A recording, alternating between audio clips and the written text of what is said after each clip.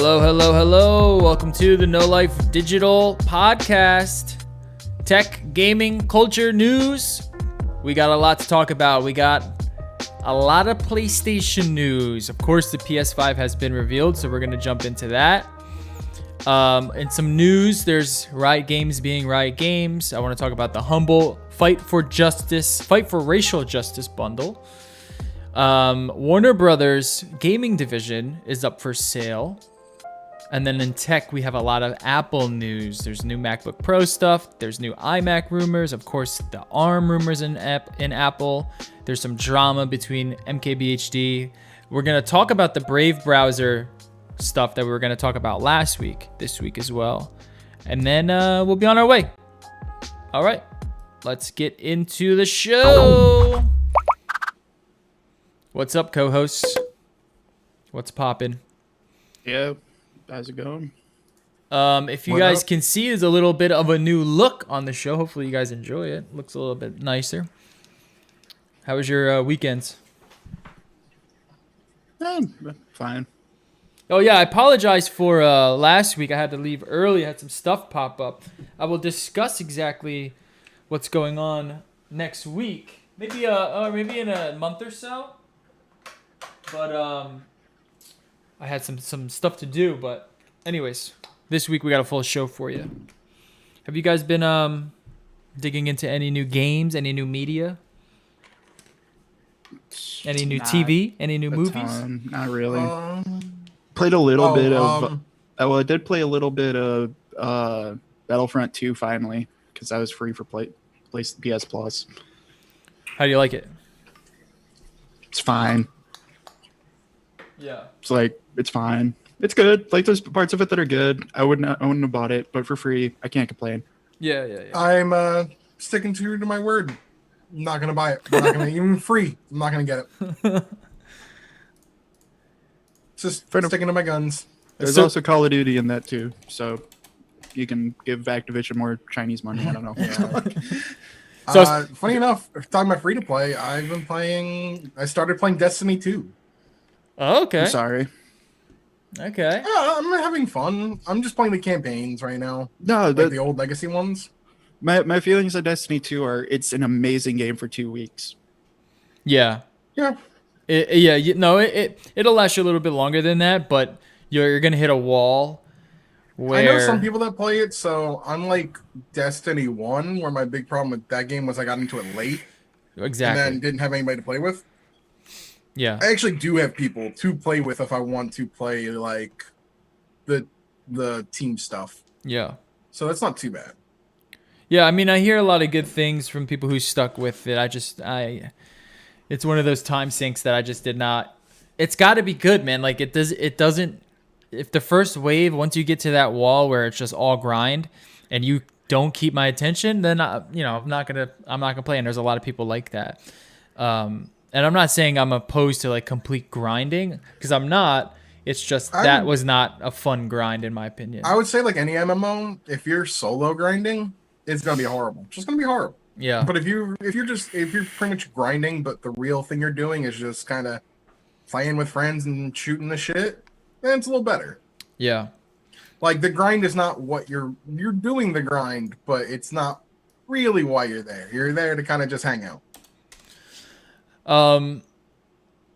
So I will say, looks like my mic is still a little bit high. I will say, I watched all of the new Star Wars. I talked about it earlier today.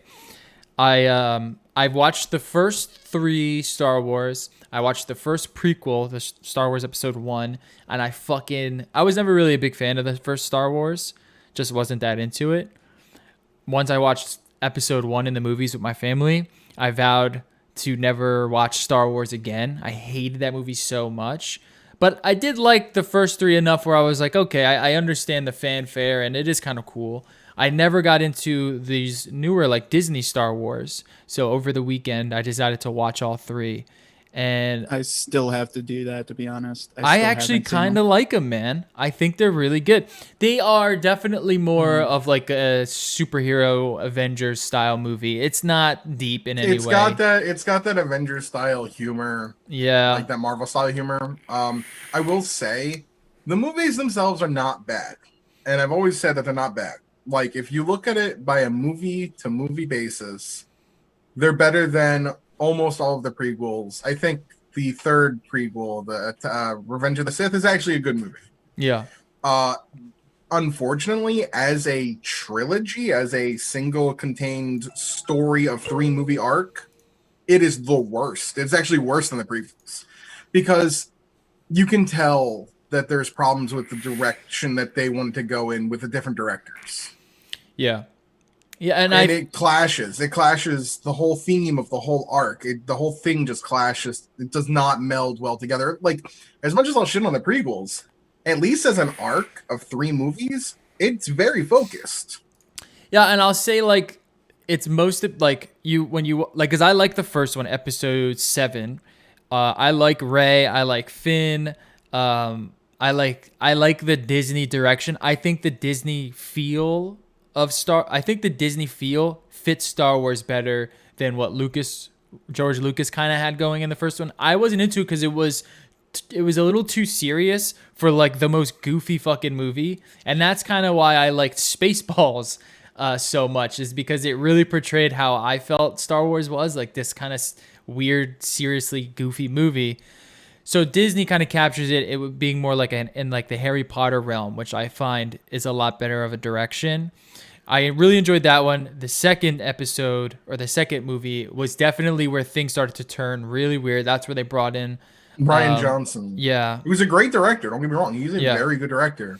But you can tell he wanted to do things a lot differently than what J.J. Abrams does. And let's be honest, this is J.J. Abrams we're talking about. This is a guy who spearheaded the Star Trek reboot, or like the remakes, like when he made his own version. And even that second movie of that was literally just Khan again, but a little different. He struggles with originality sometimes. Well, he's got a formula. He's not a Christopher Nolan where every movie is completely different. He's very much nostalgia driven. Yeah, definitely a formula. I like the way in his movies, the first and the last one, there is like that Star Wars feel to it, like the way that the camera angles are, the depth of field that they use, the types of lenses that they use. It's like a very technically well done movie. It's like, I mean, they just should give him money to do whatever he wants, and he does do a great job at portraying a good, fun, entertaining like cinema experience. But you're not getting any depth out of it. There's no depth to it. It's a very, very simplistic, singular type of movie experience, which is whatever. It's fine. I won't lie to you. That last movie, Rise of Skywalker. Yeah. I hated the whole thing. Oh yeah, you did. I thought it was pretty good. I hated the cheesiness. I hated the very last line. She's like, Rey Skywalker. I was just like, don't say that. Just don't. Be new. Call yourself something different. Why do you have to be a Skywalker now?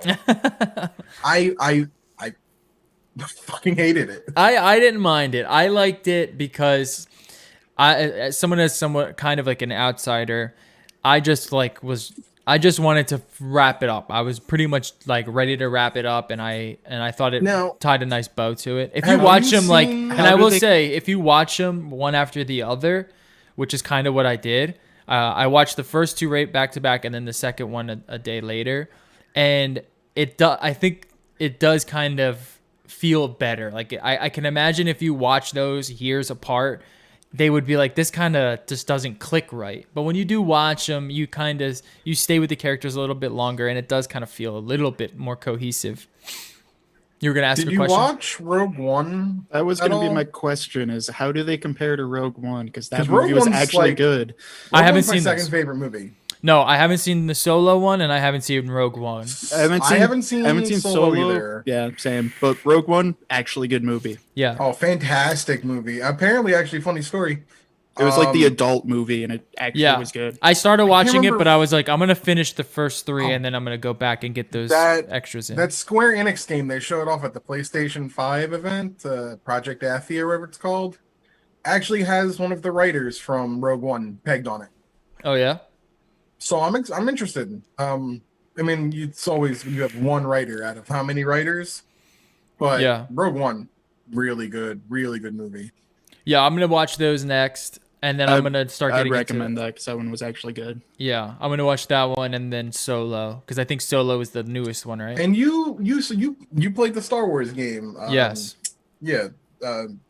One of the characters in that, the Forrest Whitaker character. The movie. He's in Rogue One, right? Rogue One. That's where we're first introduced to that character. Yeah. Yeah. No, there's and then like first playing that Star Wars game and then getting into it.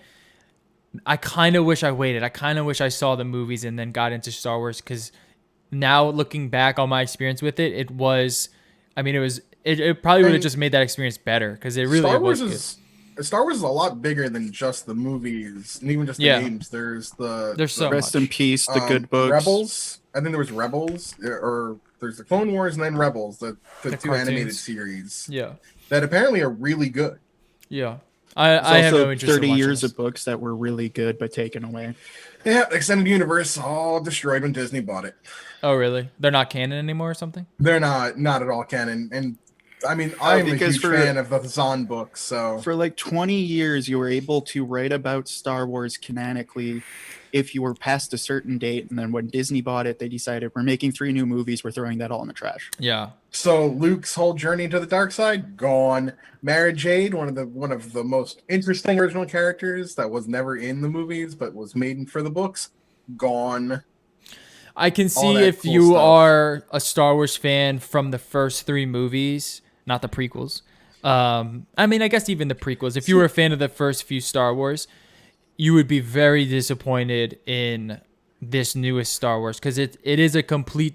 I mean, they're taking a much more Disney approach to Star Wars, which I think does it service because I always thought it just didn't fit have the seriousness and a lot how some of the media was taking it didn't fit this fantastical narrative.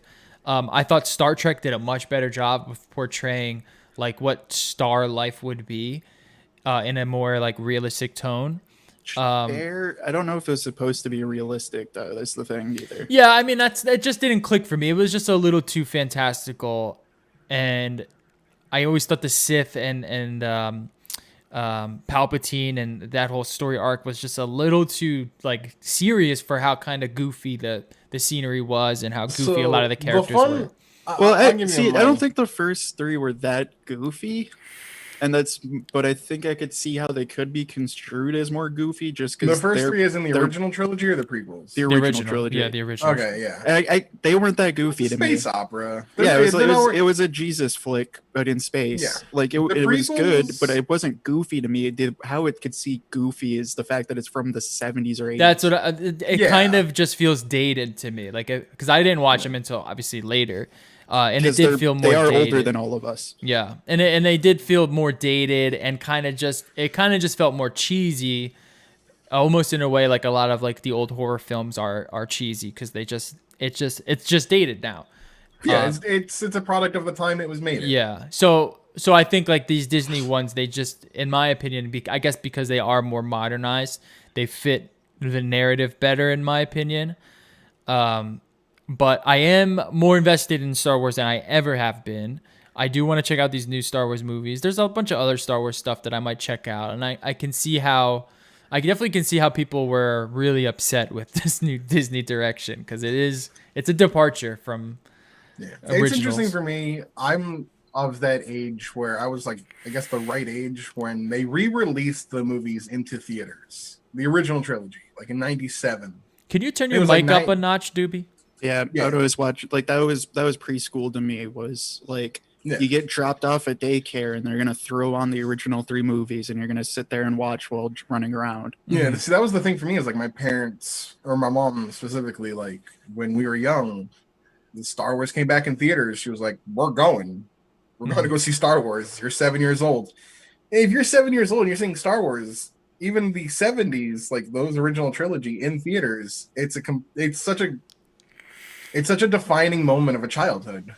Yeah, I wish I could have experienced that. Things afterwards of everyone not believing that Han shot first, even though he obviously shot first. Oh, he absolutely shot first. All right, I got a question. What do you think is like our generation's Star Wars? Do you think it's Lord of the Rings?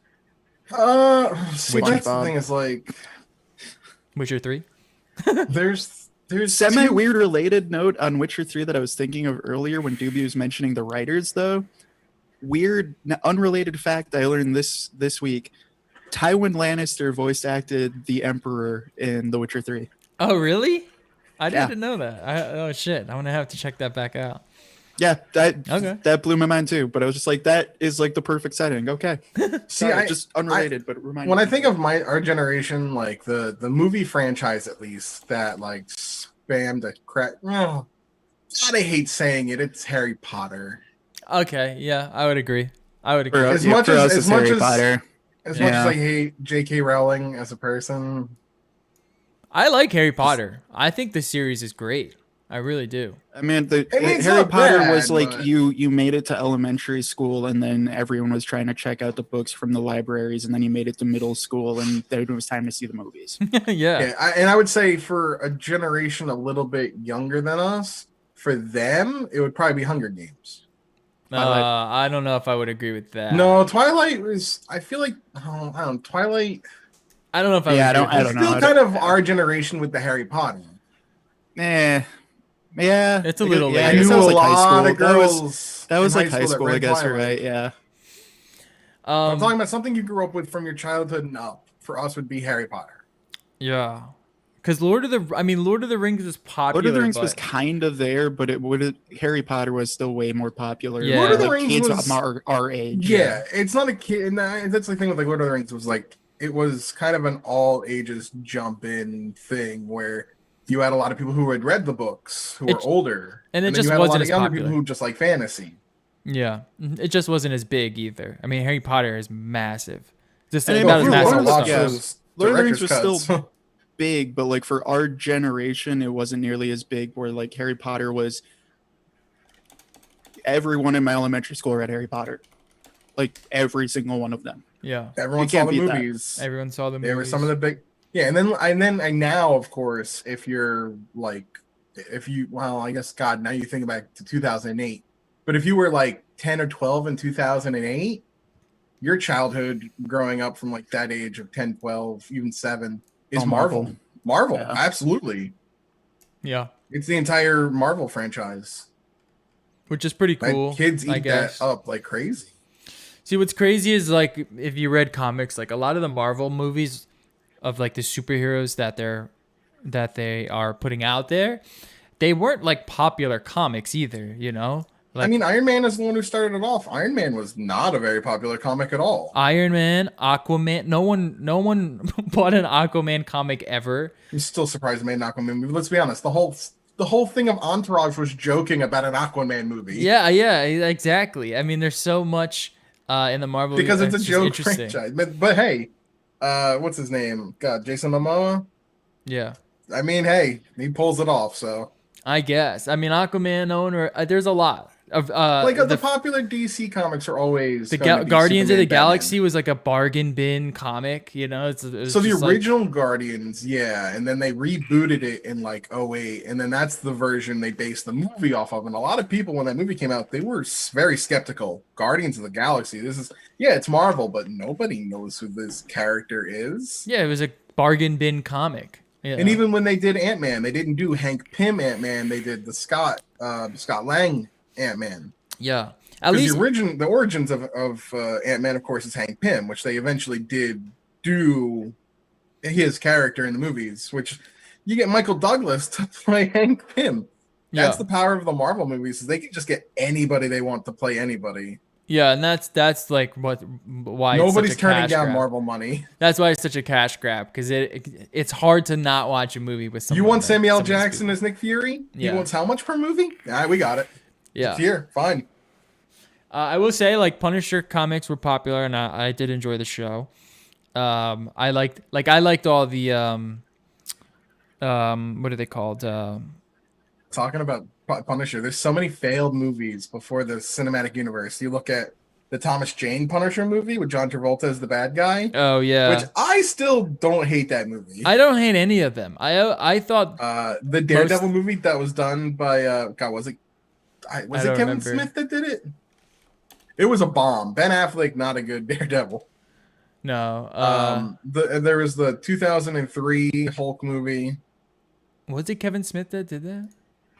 Mark Mark Smith Johnson was, I think, it was a cameo in it for sure. Mark Johnson. But I know that. So Kevin Smith had actually written Daredevil comics at one point. Oh yeah. He had a very good friendship with Stan Lee. I mean, Stan Lee was in the original Stan Lee cameo was Mallrats. Oh yeah. Yeah. Oh yeah. Jennifer Garner plays Elektra. Oh god, it was so bad. And then Colin Farrell as Bullseye. Oh my god. Yeah, I mean, that movie was the worst. That's the next kind of thing that I'm gonna get into with media. I'm gonna try to go through some of the Marvel Universe movies because I might skip Guardians of the Galaxy. Is it any good? Oh, the first one's great. Oh, it is? Fantastic. The first one's actually one of the better movies. Oh, okay. Maybe I will. The second one's good too. The first one is definitely the second one's better okay. than the second one's campy as shit, but it's very campy. It's and then campy, I guess. But yeah, I mean, James Gunn is good. Like I enjoy James Gunn. I will say the first movie soundtrack beats out the second movie soundtrack easy. All right, and the soundtrack is very big for those films. Yeah, I'm gonna dive into that. I got through the Star Wars. I will be watching those 2 Star Wars movies probably tonight. And then I mean, I could give you a whole rundown of what movies are good and what movies are bad, but I do think if you want to get into it, dive head first and get into all of them in order. Yeah, I'm gonna take a look at like the chronological order and just go. Starts with Iron Man. Man. That's Iron Man 2, then it's Thor. And then they start branching out with Ant-Man, and then there's all these phases. Now they're, I think, in phase 4. They have this crazy long plan. All right, let's get into some games here. So I've been enjoying some games. The first game I haven't been enjoying, Torchlight 3. This was dropped. This was, I guess, what do they call it? Shadow dropped during that PC gaming reveal thing. I wanted to get into it. I've been trying to find some like good ARPGs. I got this one and I got Last Epoch, which I'll talk about that one next. But wow, Torchlight 3 is a fucking disaster right now. This is a game that it's like $35 for early access. It is early access and you get it. And I couldn't even get into a game for the first day. The servers were just completely fucked. The second day I was finally able to start up a game and start playing. About an hour into it, there's just so many bugs in this game that were game breaking. Like you would get restarted in instances. There were situations where enemies weren't registering hits. You were losing items. You would just get dropped periodically. The third day, finally, things started to pick up. Things were more stable. They got through a little bit of a patch, but there's still so much bugs in the game that needs to be fixed. I cannot believe they released the game in this state right now. It is. I mean, there's a whole Discord. I'm in the Discord actually, and there's a lot of people. It's just essentially the Discord is just constant bug updates from people. Hey, there's this bug. Hey, there's this bug. There's this going on. They got a lot of work to do. I will say, as someone who played Torchlight 2 for a little bit, I wasn't the biggest fan of it. This one feels way different. I don't know if it's because of how unpolished it is right now, but everything just feels like there's a little bit of a delay to it. Enemies just don't get hit in the way that feels satisfying. It feels like everything is just like a little late. Like everything registers a little bit late. Sometimes you would kill an enemy, and in most ARPGs you continue attacking with the next enemy nearby. With this one, things just drop. Your character just stands there until you actively have to click on each enemy, which doesn't feel correct. They got a lot of patching to do, and it's pretty apparent as soon as you kind of jump into the game. I will say though, it's fun. It seems like it's gonna be a nice little time sink if you want like a kind of a more simple ARPG. There's a lot of people in it already that are, trudging through it already, getting to the end game portion. There is no end game, but they're getting to the end game area, and they're kind of just, messing around with the systems and seeing what's going on. I do like the art style a little bit. I don't hate it. Torchlight's always kind of had like that Fortnite look to it, or that League of Legends look to it. It's a little bit more Fortnite-y, but it works nice. The characters have a lot of personality. There's a lot of great items that you can pick up, and Everything looks really nice and it runs really smoothly, which is a good thing. It's just it's really really sad. I mean, let's just take a look at their Steam page. That's why I didn't buy it, is because within 3 hours I saw it was reviewed at like 51%. Yeah, I think it's even lower now. So it's $30 actually. Maybe they Which is lowered the price. Crazy to me, because like the second Torchlight 2 was really good. It was received really well. Everyone mostly liked it. Yeah. Let me see if I can. Let me get the Torchlight. I just want to show you. Did they pull it off? I can't even see it here. We'll say too though, this one does, like, the graphic updates look good, but it's also, it looks like it belongs on Apple Arcade. And yeah, like, that this was looks a like lot a game of where if this was on Apple Arcade, I would play the shit out of it. Yeah, there's something going on with But $30 on a computer, it's got to be. I'll wait. I'll wait and see, I guess. Yeah. Especially when you can play Path of Exile for free. Yeah, and Harvest is coming out soon. I don't know what's going on with Steam. I don't know if you can see here, but there's something going on with it, and it doesn't look like Torchlight's Steam page is up anywhere. Steam might be a little buggy right now because Steam just unrolled their summer game event where they put out like 900 demos for people to play. Oh, okay. Maybe that's what's going on. Everything's just not loading correctly. Yeah, they just tried to basically make it so every game has a free demo or a 2-hour demo to try out, so you can play games and decide if you want to buy them or not or something. Yeah, okay. So I mean, my last thing on Torchlight, just wait. It seems like it's going to be fun. It's not a Path of Exile. It's not even a Diablo 3. It's a lot more singular in that aspect, but it is fun. And if you're looking for an ARPG, this could be something you can get into. I'm going to play it as much as I possibly can. But the thing is, now I've been getting into Last Epoch, which is much, much more satisfying, much, much more. Let me open it up here. Here's some gameplay footage of this. Very like Path of Exile-esque. There's a lot of different sort of skill differences that they do here. There's not like the gigantic passive skill tree, but there are skill trees for each skill that you acquire, and that's kind of how you build out your builds. Everything this is just straight Diablo 2 assets, dude. What are you talking about? Path of Exile. This is legit. Diablo 2. Yeah, definitely a very similar to Diablo 2. It's got a. I'm not complaining. It's just like this is very obviously the quest log from Diablo 3 added onto the Diablo 2 look. Okay, yeah. It's definitely like down to the font. When you compare the feel of Torchlight and you compare the feel of this game came out last year, I believe. I believe sometime in 2019, maybe in December. I forget exactly. I haven't heard anything about it. I was just looking up games to see, and then I found this one popped up, so I decided to check it out. And I mean, it feels like Path of Exile. Everything just hits. It feels like a good ARPG. Everything hits correctly. Everything has weight behind it. The skills kind of just like hit the enemies without any delay, and you can trust that when you send out, an attack, it's going to hit. Because when you get into these situations where there's a lot of enemies are around, you want to make sure that your character's not just standing there like an idiot. And that was what was happening with Torchlight, which was making me so fucking frustrated. But this one is definitely more polished. It is still early access. There's still a lot that needs to be done.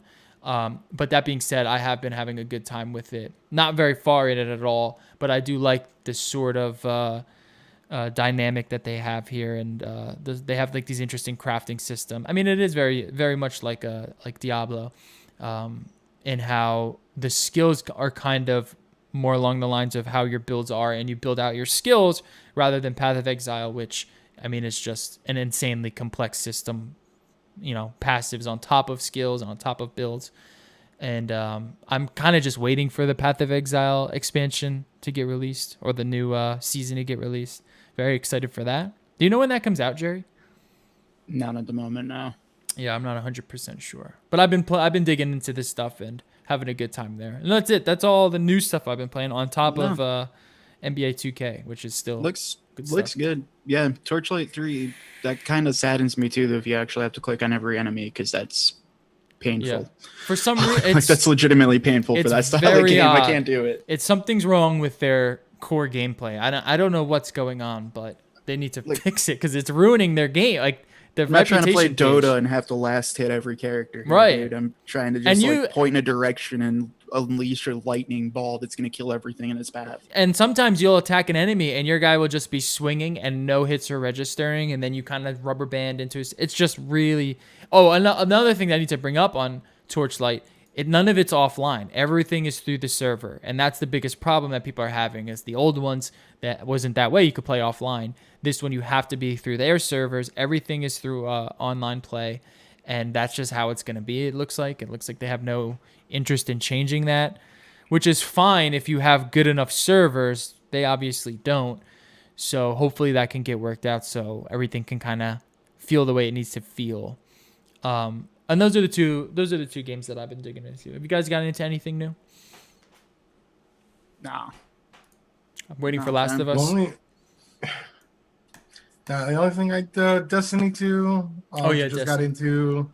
I finished Trails of Cold Steel 2 on stream last week, so I'm starting up Cold Steel 3 this week.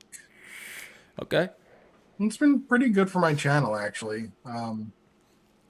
Are you going to stream Last of Us? I know I'm streaming Last of Us.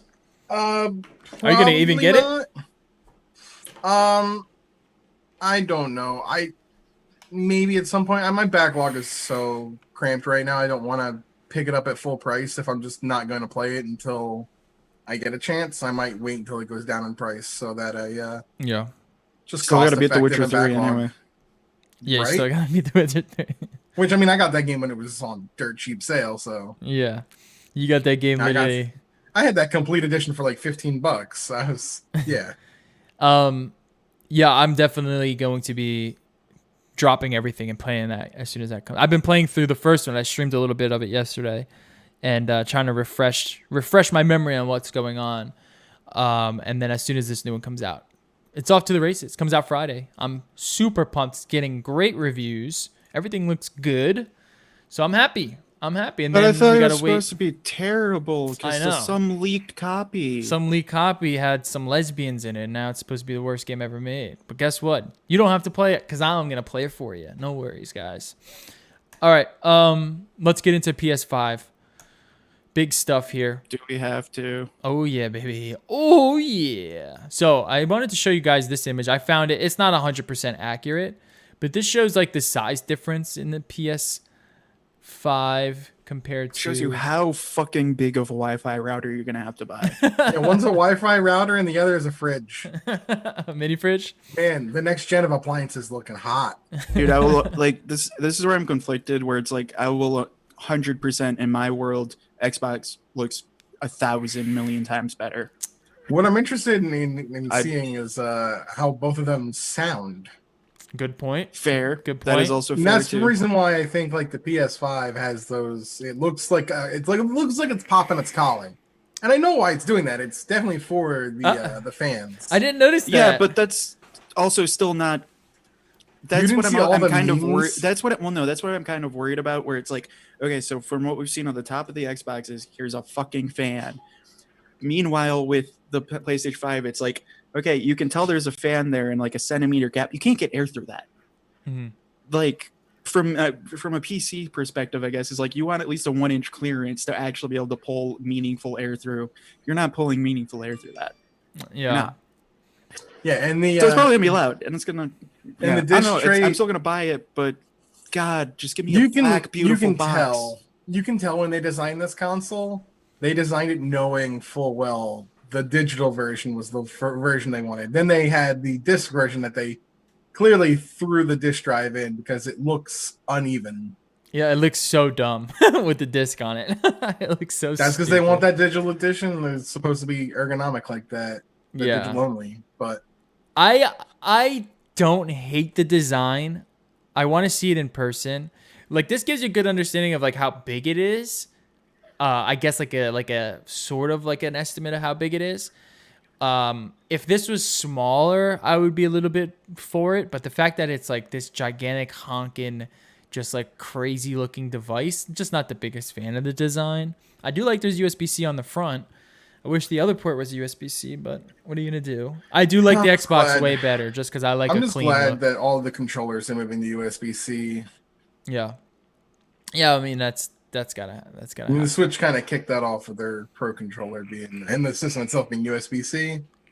And ever since that controller was like that, it's like I want all my control. I don't want to be dealing with micro USB anymore. Yeah, they didn't though, because you still have to remember that the Switch's USB-C system's fucking jacked. Yeah, it's basically like barely USB-C. It's basically USB. It's barely USB-C, and then it's their own proprietary power source that you can't actually use USB-C. I'm talking about. with. I was mostly talking about the controller itself. Yeah, having the USB-C charging, which is great because as an Android owner that has a phone that uses USB-C, I have plenty of those cables lying around, and I can use it for a lot of things. But I'd be pressed to find any micro USB cables that even work anymore. I have one, and it's the one I use for my PlayStation controller. I do like the way the Xbox looks, but Xbox is quite thick. I don't know. Dude, I will gladly take a thick mini PC that's all black that I can hide over a giant white Wi-Fi router that like my entire console's just like TV box, everything's black. Yeah. All right. This is going to stick out like a sore thumb. Yeah. So how long until they just start making the special edition PS5s for all the games, like a Spider-Man one? Because they're going to do. That's what they've done. Probably holiday. Probably. Oh, they probably will, and it'll look even worse because the thing was with the two-tone. The two-tone does like it, I don't like the design of it, but I do give Sony props that everything actually goes together really well. I disagree with aesthetically. I don't like the actual design they chose, but the design language of it all works really well. The white and black, it's a good color combo. It works really well. It's elegant. But if you slap red God of War on that thing's going to be ugly as sin. Yeah, as soon as they start coloring it and slapping logos on it, it's gonna be a wrap. But I do like how they kind of just went for it. They said, "Fuck it, let's just go for it." People are gonna buy it anyway. I think they both look fine. Yeah, I don't know. I'm way more on Team Xbox looks wise, just because I'm the youngest one here, and I'm almost 30. Where I'm like, I was really hoping we could finally get past the like gamer. Yeah, like that's how it feels looking at it. Where it's like this thing just screams gamer. Like I'm surprised it doesn't have RGB on it. Yeah, it does. I'm surprised. Well, not RGB, but it does have like lights all over it. Yeah, I'm surprised you haven't seen the memes of the PS5 console like pop collar. There's the one where it's just the guy who's like the I had to do it to him. I haven't noticed. I've seen some of them, and I've seen enough of them to know I hate it. My favorite's the Yu-Gi-Oh, the Kaiba one. All right, let's talk about. No, put it this way: I don't want to spend $700 on something I know I aesthetically hate being in my house. Let's talk about the reveal, the presentation. Let's open up with Grand Theft Auto 5. Yeah, of course. Let's be honest. Rockstar probably paid a crap ton of money for that spot. Oh, for sure. 6 years running strong, baby. We're never going to see a new one. No, they definitely paid a lot of money for that. Especially when it'll be playable on new consoles. I thought opening the show with that was a little odd, just because it's so old, and it's just like, why would you open with, because why would you even put it in the presentation? To this day, a top 5 seller every single the greatest selling game of all time. No, I get it, but I don't know why you would put it in this show. You could just say it, and people would be just as excited. Because it's not like it's like new graphics or anything. It's not like it's like an upgrade. It's just like slightly better frame rate, maybe. So you guys it starts off with that. Then we get into Spider-Man, Miles Morales, which we found out is a sort of like an expansion pack. It's done in the way that Uncharted expansion was done, where it's like a standalone title, but it is an extension of the original series. So you're getting a new game, but it's going to be around 10 hours. It should not sell for $60 is what, because even though like the Uncharted one only sold, I think, for $40 when it came out. Yeah. So there should not be a $60 title. It should be probably about a $40 title. Yeah. Which is like, okay. I mean, and You'll get about 10 to 15 hours out of it. It's like another DLC campaign, but this time it's all Miles, new story. Probably going to come out around Christmas time because you can already see in the setting that it is Christmas time. All right. So well, I think this is also things they're trying to say are going to be at near release, if not release. Yeah. Yeah, that one definitely is going to be like, if not a launch title, really close to it. Which is dope. I mean, the fact that you're getting a PlayStation, you're getting a new Spider-Man experience. That Spider-Man game is so fucking good, and I can't wait to see what it's like on PS5. And it's cool to see that Miles Morales is the character, and we're gonna see what I'm a huge Miles fan. Like, Into the Spider-Verse was the best Marvel property they've put to film, in my opinion. So I'm down for playable Miles, especially if he's the centerpiece. And I'm hoping maybe if we get a Spider-Man, when we get a Spider-Man 2, maybe we have multiple playable characters. I'm so curious how they're going to do that. Between Miles and Peter. Yeah, I think they're going to just take it with Miles. But what's weird is they're calling this one Miles Morales, which makes me believe that... Well, this isn't a sequel, it's an expansion. Right, well, that's making me think that the next sequel is not going to be Miles Morales. It's going to be... No. It'll be Peter, because they definitely left the cliffhanger at the end of the first game. Yeah. For the continuation of Peter's story. What I'm hoping is, because that game also had playable segments where you played as Miles, but not with the powers, or you played as Mary Jane Watson. I would like it if they go, hey, here's a part of the game where you play as Miles. Remember the expansion? Well, now you get to play as him in this game as well, but in certain spots. I hope the expansion is more of a showcase of what Spider-Man 2 is going to look like than what Spider-Man 1 is. You know what I mean? Like, I imagine so. I want it to be. I would hope so. Because it's going to show off the loading. It's going to show off the fact that there's no loading. They already saw that with the next game that came up. They're flexing that solid state drive. You guys got to keep dreaming. There's not going to be a Spider-Man 2. It's going to be Spider-Man Remastered. No, do not say that. I'll fucking blow up. Dude, this is the world you guys have cheered on. They're gonna remake another Spider-Man game from the past. Next we got Gran Turismo. Huge Gran Turismo fan. I wonder if there's gonna be a new wheel that comes out with this. I'm excited to see how this game turns out. Can I also be honest? Like, hell yeah, props to you, Sony, for finally coming back and like having Gran Turismo as a launch title. I know. Because that was it makes sense, especially given like this. I mean, Gran Turismo is the original. Then you had Forza for Xbox. Yeah, putting this as a launch title. I mean, I remember. Like, I'm not a racing fan, but I remember when the PlayStation 1 came out and like Gran Turismo was the shit. Yeah, and then when PS2 came out, it was hey, Gran Turismo is still awesome. But then after like 3 or 4, they went to Uncharted and stuff like that. Yeah, and then the Gran Turismos haven't been good. They've been very, very small. You get a small set of tracks. They have like these weird subscription things. It's just not as good as Forza or as Project Cars. It's really fell by the wayside. And I think they realized that having to compete with Xbox, they're going to go, okay, well, you keep hyping up Forza because Gran Turismo's not back. Well, Gran Turismo's back. Yeah, this one looks really, really good. I'm excited to play. I mean, the graphics look really good, but I want to see like what else do they bring to the table? The best part about Project Cars is you get such a huge variety of cars in the game. So many different tracks. And the driving mechanics are so legit. Gran Turismo is more simulator, but it's very, very limited. There's just not a lot of stuff going on. So this one looks like things are opening up. And then we get there's a bunch of like wacky and then we get Jax. Ratchet and Clank. Ratchet and Clank, not Jack and Dexter. No. Apparently this is a continuation of not the remake from the last they made a remake of the first game on PS4, I think. But this is like actually a continuation of the main core titles. Which I haven't played in a long time. I think I played like the first 3 and then I stopped playing them. I haven't played one since PS2. But man, this trailer, and it's pre-alpha footage of course, but this trailer was just them hardcore flexing that SSD.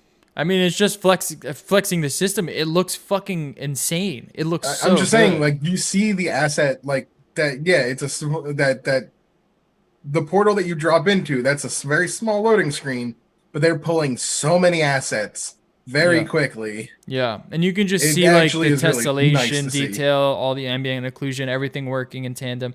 There's a little bit of like software-based global illumination ray tracing going on. It looks so good. I can't wait to see it. And just like right off the bat, Spider-Man, Gran Turismo 7, new Ratchet and Clank. I'm already like, all right, dude. I'm fucking hyped for PS5. I will also throw out since it's E3 season, the E3 spoiler thing we have to do every single year forever and ever. I'll believe it when I see it. Yep. I mean, yeah, it was listed as pre-alpha footage. We have really no idea what it's going to finally look like. Well, that's my biggest critique. Every time every time there's a new console, every time there's a new game, we see this beautiful trailer and the game looks like dog shit. Look at the Project. So there's hope. There's a lot of hope that the game's actually going to look this good, but I don't expect the game to look that good. Yeah. Yeah, Project Athea, that was just a cutscene. It was literally just a video. There was no gameplay whatsoever. Well, my biggest critique trust anything of this presentation is like it didn't, to me, like other than a few titles, like we'll get to Horizon, we saw Ratchet and Clank, Gran Turismo. Other than like a few titles, it didn't feel like this is the new generation. It just felt like everything's updated to what it should be, right? Everything has a little bit of ray tracing. Everything loads the way it's supposed to. I definitely feel like COVID is a big culprit of that. A lot of games getting pushed back. A lot of work being done from home, but having to adjust to that, you have to give it time. So I don't know what it's going to be. No, I disagree. I disagree with you. At the same time, not really, because this has been my whole shtick with a lot of this is like the SSD. That's your new tech. Maybe eventually we'll start seeing some light ray tracing, but like, congratulations, it's the age-old console. I'm talking about software. You're up to PC graphics. Yay. Like it isn't groundbreaking. It's not going to be groundbreaking. I'm talking software wise. Even then, I don't think it's going to be groundbreaking. You still have to design a game based around a controller. It is limited.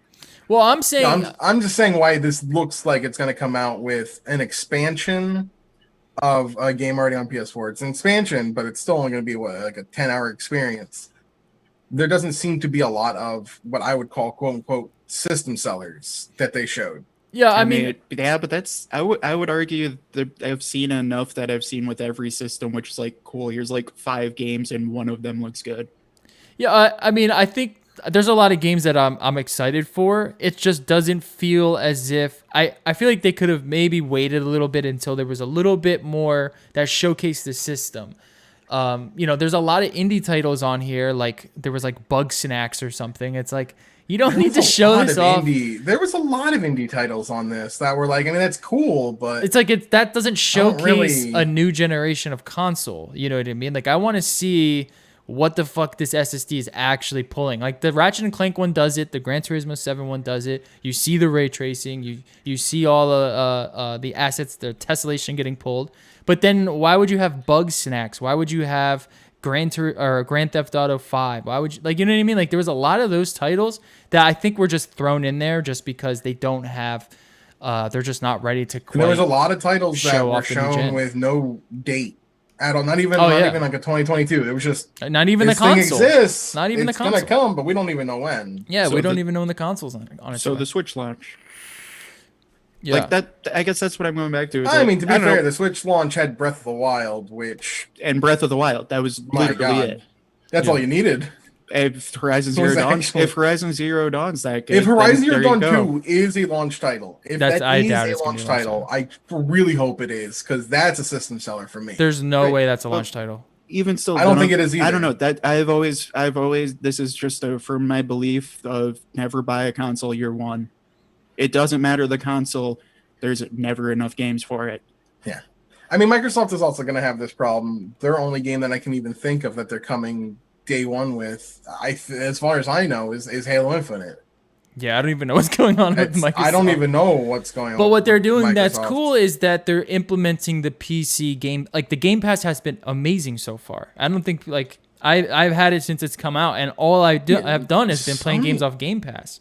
And Sony did not have an answer. I was hoping maybe we'd see something like akin to their version of Game Pass. I don't think they're gonna need it though. They do have a lot of titles. You know what I mean? Like there's a lot of titles that people are gonna be so excited for. You get a new Sackboy. There is Demon also Souls. Sackboy actually looked kind of decent. I mean, not for me, but like graphically did look good. Yeah, making a platformer out of the character from Little Big Planet. Yeah, smart idea. No, like I don't know. I guess I feel like you guys were expecting too much in some ways to me, where it's like this has been every console launch to me. Like here's a trickle of things, and now we have a thing that has been shown to us in June without a launch date. There's still plenty of time that they're going to have to try to trickle out information and this or that of like, okay, so next month, here's another thing we forgot to mention to keep you interested. That's where I kind of stand where some of these game companies do it. And it really, I hate when a game's announced 3 or 4 years before release. I agree. And then it takes forever. That's what they do. That's what most of them do. Nintendo, for the most part, is good about it. They tell you Metroid like a Prime week 4 before. was bad Other than Metroid. Metroid Prime 4 and Bayonetta 3 are like the two that they announced way too early, of course. Yeah. But like then you had like the Origami King and Paper Mario. They dropped it and went, oh yeah, it'll be available in 2 months. Mm-hmm. No, they okay, do better cool. About that's that. Awesome. They do better about that, but like that I don't know. That's what I'm going to expect out of Microsoft. That's what PlayStation 4 was. That's what Xbox was. That's what the Switch was. Of like Breath of the Wild looks amazing, but we have ARMS coming out next month. That's it. Yeah, ARMS characters coming this month in Smash apparently. Yeah, I'm an early adopter on any system. I'm definitely gonna get the PS5 as soon as it's released. And for me, I'm a different type of consumer where I'm gonna get it anyway, so I might as well get it as soon as it's released. I gotta see the price. No price. I mean, I have a feeling we don't like the digital editions. Well, we can talk about the price. Console is gonna be cheaper. Cheaper. What do you guys think? 500 or 600? 7. You think 700? I think it's going to be about 650, but I think it was posted for 700. I don't think it's actually going to be that expensive, but I think it's going to be 650 because they did release it with a 1 terabyte hard drive. I still hold firm that it's going to be $5 for the regular model and $450 for the digital only model. I think they're definitely going to sell that one at a cheaper rate. As an entice, they might do that because here's the thing: with digital only, if they take the $50. Well, they're going to take the $50 loss, but what they do with digital only is they lock you into their ecosystem. Now they're guaranteed to get the sales on all games because you have to go through their store to get that. Sure. True. Yes, that's a good smart loss. Then there you go. It's totally smart. Well, no, if they're selling it for 500, 450, they're not making. They're taking a. But you guys got to realize too, Doobie. Not many people are buying this. They'll take that loss if that means they're going to lock you into their ecosystem of their online storefront. Yeah, but they're locking you in regardless. As soon as you buy that console, you're pretty much locked in. I think the optical drive is for a lot of people who have like DVD collections, who do maybe live in areas that they have no internet. They have to get CDs. I see a dubious point where I'd argue differently because now if you only can do digital, you can only buy it when it's on sale at PlayStation. Right now, I can go buy, even though I normally don't buy a lot of physical copies, I could go buy a physical copy of any game at Best Buy for like $10. Yeah, it's still $40 on the Sony store right now. Yeah, if you want it, you have to get it through Sony, so they don't have to go through any third-party retailers, whether that be GameStop, Amazon, Best Buy. You're buying it direct from Sony. They're going to get the most cut of that. Yeah, I'm just arguing that it doesn't. I don't think there's that much disparity between like how much they're taking revenue from having an optical drive or not. Because I think regardless, even if you had the optical drive, you're still getting a lot of your titles through online anyway. At least the majority. I don't know. I can't speak for that because I'm not. Yeah, you are an anomaly. I'm the minority though. Yeah. I am absolutely the minority. I'm a dying breed. You're a minority. You're the anomaly in the situation. I would argue you're a little bit of an anomaly too, though, Wayne. Because I would as someone who is in the more middle ground. No, I'm gonna buy it from where the fuck it's cheapest. Yeah, I don't care if it's download or a disc. If it's $20 cheaper, I'm gonna get my fucking car and drive for 5 minutes. Yeah, no, yeah, I think it's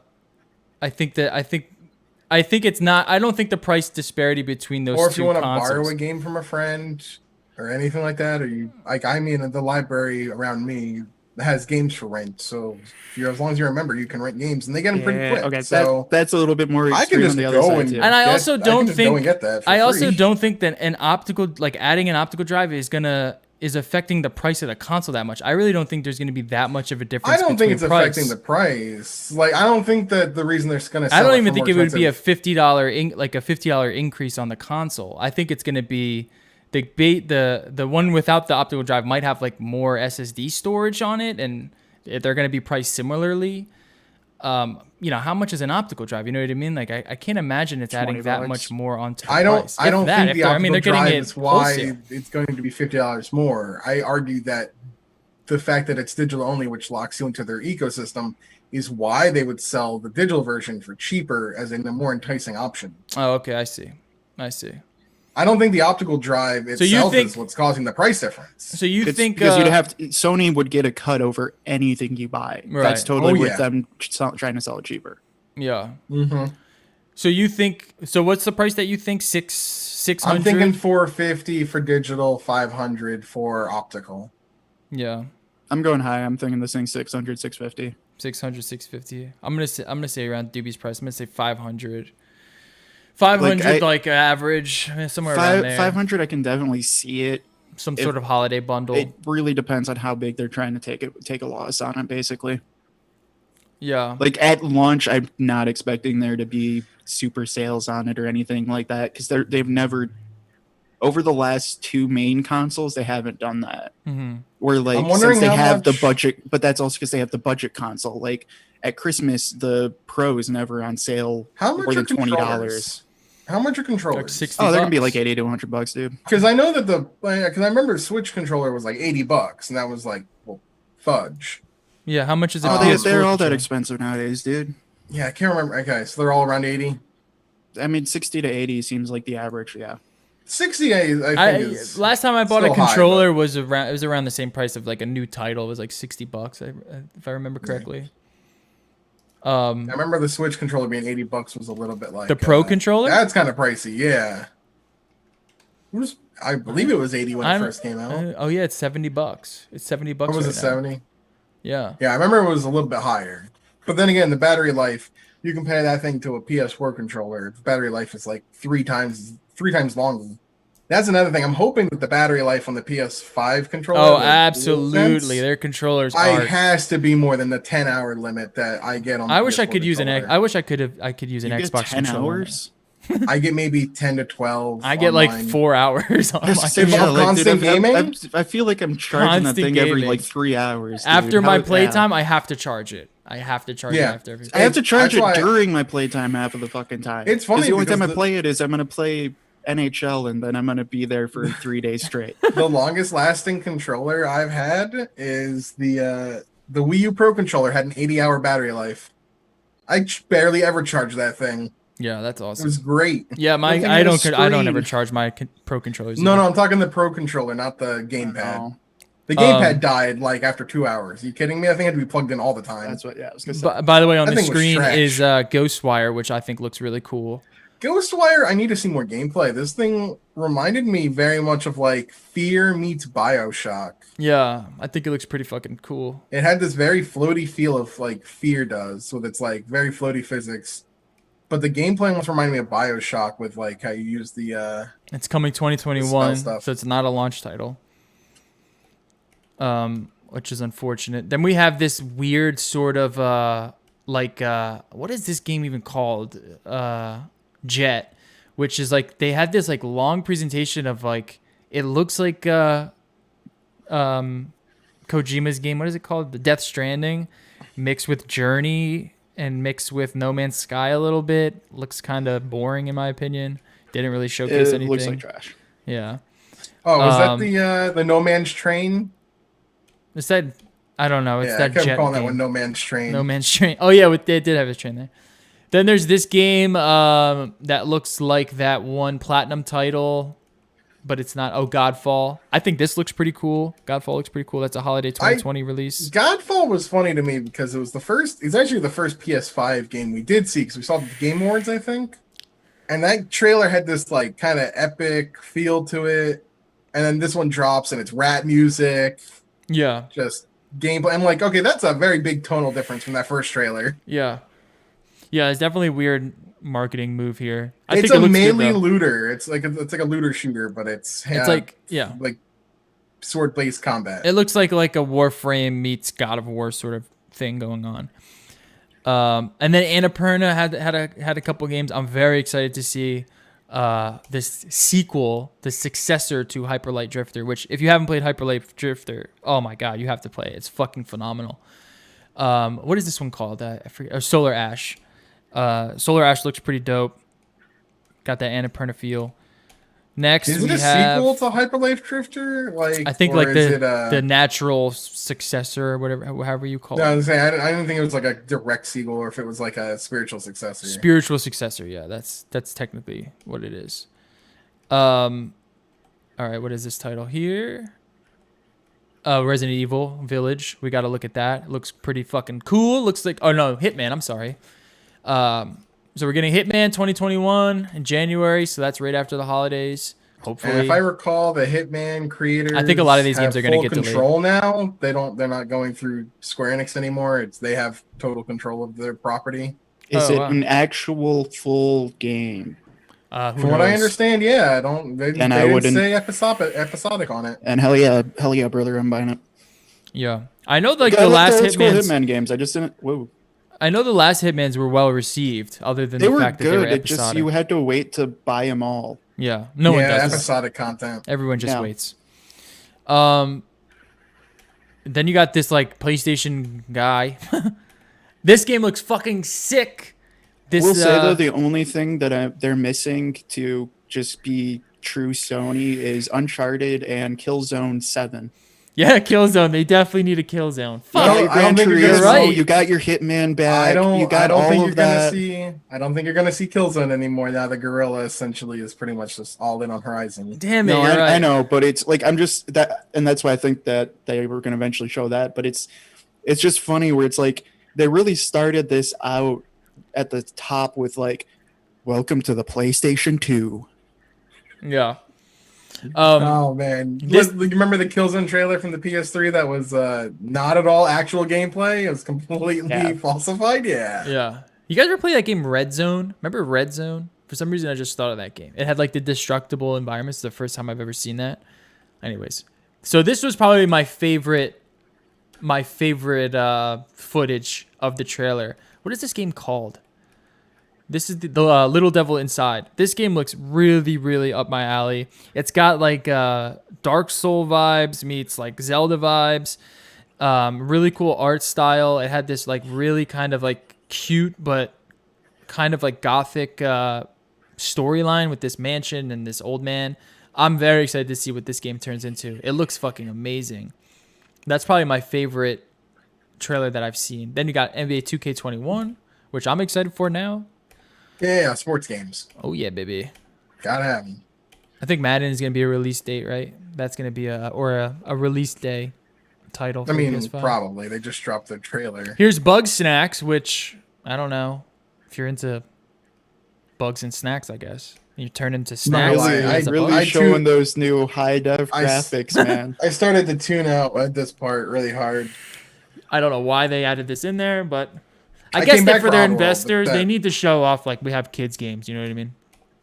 This is basically like an investor look. True. No, because they actually really do. That is actually something Sony needs to do a little more on. Yeah. And the biggest reason is, what does every kid play? Minecraft and Minecraft Dungeons, owned by Microsoft. That is actually Fortnite. Yeah, like no, not even before Fortnite. Oh, before it was absolutely Minecraft. No, I don't even Roblox. mean that. I mean age-wise. Like Microsoft if you have kids under 6, they have Minecraft. You know what I mean? Like that is the only thing they want to do is play Minecraft. Microsoft Fortnite made it. They too. can buy that literally on any system too. They made a ton of money off that. True, but who says they're going to launch that right with the PS5? No, Sony Dungeons. Sony's showing these titles off for investors, basically. Like, yeah, we have launch titles for children, so don't worry about that. This was a big. They have to. Yeah, this was a big reveal. Is that we're getting a new Demon Souls, sort of like a remake of the original. Well, it's a complete remake of Demon Souls. Yeah, which I'm excited for. It was locked to the PS3. Yeah. Looks fucking dope. People are excited about that. Blue Point's behind it. See, does it? This is actually, it looks kind of cool, but at the same time, we didn't really get any gameplay. Point, I'll give props to Blue Point. Blue Point does really good remaster jobs. So they did the remaster of Shadow of the Colossus, which was really good. And this has been teased for a while. If you actually look through their Twitter, like back to their Halloween tweet, they've been dropping hints about this. Well, they've actually been dropping hints about having 2 projects. This is only one of them. Still hoping that the other one is a Legend of Dragoon remake. Oh, why? Is there They mention in their cryptic tweets the word Dart and Black Monster, which are 2 key characters in Legend of Dragoon. Okay. Can we? And it's a game that a lot of people have been clamoring for a long time of having it remade. I fucking hate 2020, dude. Jesus, I give up. Well, here's a new title. Here we go. We have a new $500 to $700 console with ray tracing and the newest graphics, and we're gonna launch a fucking PS3 game as a launch title. Is it a launch title? No, Demon Souls fucking sucks. Fuck that. It would have been way cooler, way more like, fuck it, dude. Just say here's Bloodborne 2. It's not even Imagine that versus like, oh, dude, we redid Demon Souls again. Cool, thanks. It's not even just 2020, man. This is where we're at. PS4 dropped with The Last of Us remaster. Remember? Yeah. Remember when the Switch came out? No, they opened the show with Grand Theft Auto 5. Yeah, they opened the show with Grand Theft Auto 5. A game that literally is still number 1 selling for fucking 7 years. They had to you had to tell people this? So stop buying them, please, for the love of God. They want to do role playing on Twitch. Are we at 50% new games, 30% remakes, 20% cash grabs? I don't know, man. Feels like it to be honest. Feels about right, it's right? Like 20% are actually new games. 20% are definitely like battle royale games. Yeah, that's where we're at. It fucking well, sucks. Here's a new title. This one looks pretty fucking cool. This is the new is this Bethesda's game? Or not Bethesda. What title is this? This is that shooter that has like Deathloop, by Bethesda. So this looks pretty cool. It's kind of got I don't know, it just looks pretty cool. I'm excited to see what this is about. It's got like that Groundhog Day thing going on. I'm excited to see what it is. Is this a launch title? I don't know if they showed this off at, I think, I don't remember ever seeing it.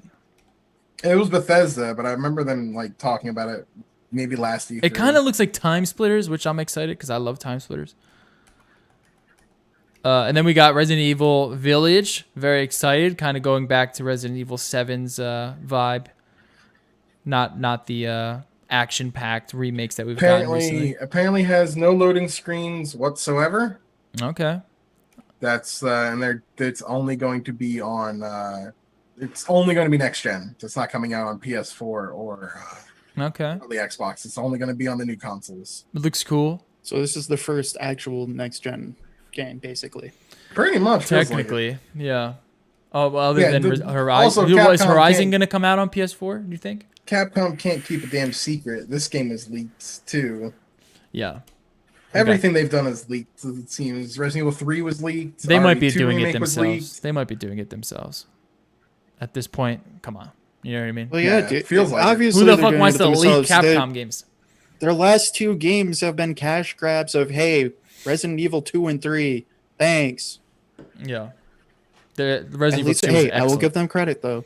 We're getting a new game finally. It only took an entire year and 2 entire fucking remakes. But thank God we're getting a new game. I mean, to be fair, a year is not that long for new games. You know what I mean?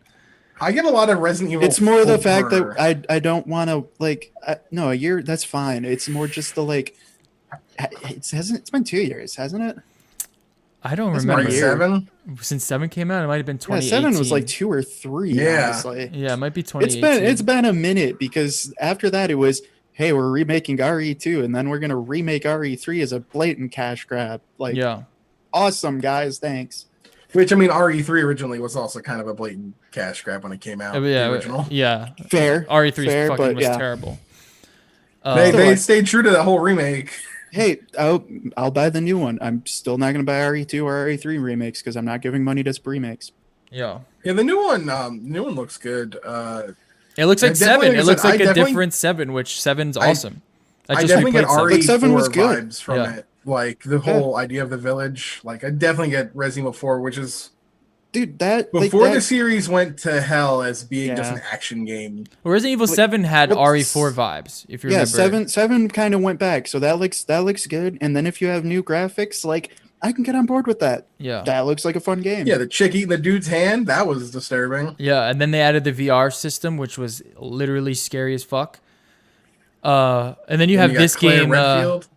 Then you have this game with this. I don't even know what's going on here. What Pragmata? This is that. It's a Capcom title. I was for certain thinking like, is this Kojima? What is this? Yeah, it looks like a Kojima. Yeah, Square title. That looks pretty cool. Wait, when did that say? 2022. So that's a few years away. And then we have Horizon's big reveal, and it looks phenomenal. That game, and also the underwater section. Oh my god, it looks amazing. Yeah, everything. The last new Resident Evil is 2017 at the start of it. 2017. So we're going on 4 years. Yeah. They're due for a new game. But yeah, like Horizon Zero Dawn. Yeah, this game looks fucking amazing. I absolutely loved Horizon on PS4. Everyone and I did. love that they're going west and doing like San Francisco area, the desert, the whole the vast amount of environments they've shown. Like the desert, I can't wait to actually like go through the desert setting. I'm expecting kind of like worms. And I'm happy it is an actual sequel because that's what everyone actually wanted at the end of Horizon Zero Dawn was an actual like. No, you have really good characters and a really cool setting. Yeah, you want to continue the story. Continue it. Don't just be like 100 years later or someone else. Fuck that. You have a perfect setting here. Please, I want more in this setting. Yeah. Yeah, like how I'm super happy with this. How the first game set in the Midwest, set in like Colorado, had a lot of the myths about that stuff. I like that they're going to the west, like hitting the West Coast. We're gonna have like actual like coastlines. Underwater wreckage. The game looks phenomenally gorgeous already. And then the whole thing with the dragon. Like I'm hoping we start incorporating some of this kind of like Eastern or like Pacific Islander like mythos. Yeah. With the designs of some of these ones. And like then they finish with the mammoth and what looked like a Lord of the Rings shot. Mm-hmm. No, like it's gonna be a great game. It does kind of suck that honestly it doesn't. It looks like Horizon Zero Dawn. I don't think it looks any different, like, which is good, but also like for flexing the PS5, quote unquote. Yeah. Well, I think at its core, it looks like Horizon Zero Dawn, but like for me, where I was sold was that underwater part. Yeah, I mean, I definitely think it looks better, but yeah, a little bit, but like it looks better, but it doesn't look like monumentally better. I guess that's my point. It does look better. It looks like you had closer up scenes when you're near people. That looked noticeably better. Well, this is, I mean, what really excites me is like these consoles look like a pretty beefy PC. Like it looks like we're running like finally some beefy hardware where we can run 4K. We can run some finally put a $350 graphics card into a console. Yeah, thank God. Yeah, which is like that's kind of all I really want from a console, and I want good online ecosystems with like good chat and good stuff like that. And if that's all they deliver, then I'm a happy clam. With all the new codecs, like all the Dolby stuff. Yeah. And Horizon looks great. I can't wait to. Horizon I wish we knew when it came out. What pisses me off though. Because this is why I am pissed off about this whole PlayStation 5 event, is I know I'm going to have to buy one. I'm going to buy Horizon. It's going to be a fantastic game, and then I'm going to have the ugliest fucking console ever made in the world sitting on my fucking desk. You could just wait 5 to 6 years. You'll get a black one. PC. Yo, or you could do that, or you'll get a black one. I guarantee you, they release a black PS5. Guaranteed. They'll probably do an inverted one where it's the black and white instead of I'll just build a box for it. It'll be fine. Just put a paper bag over it. Get in the box. I want to see you. And I'll have to the thing I'm actually more mad about is what we talked about like 3 months ago when they leaked, is that the controllers are the fucking ugliest things ever. That's what I'm actually more concerned about. The PS5 is ugly, but I can at least hide that. The controller, I'm gonna have to fucking spray paint this bitch. Did you or something. see the what was it, the pictures of the console and the controller where they have the little triangle, circle, X, and O's on them? Yeah.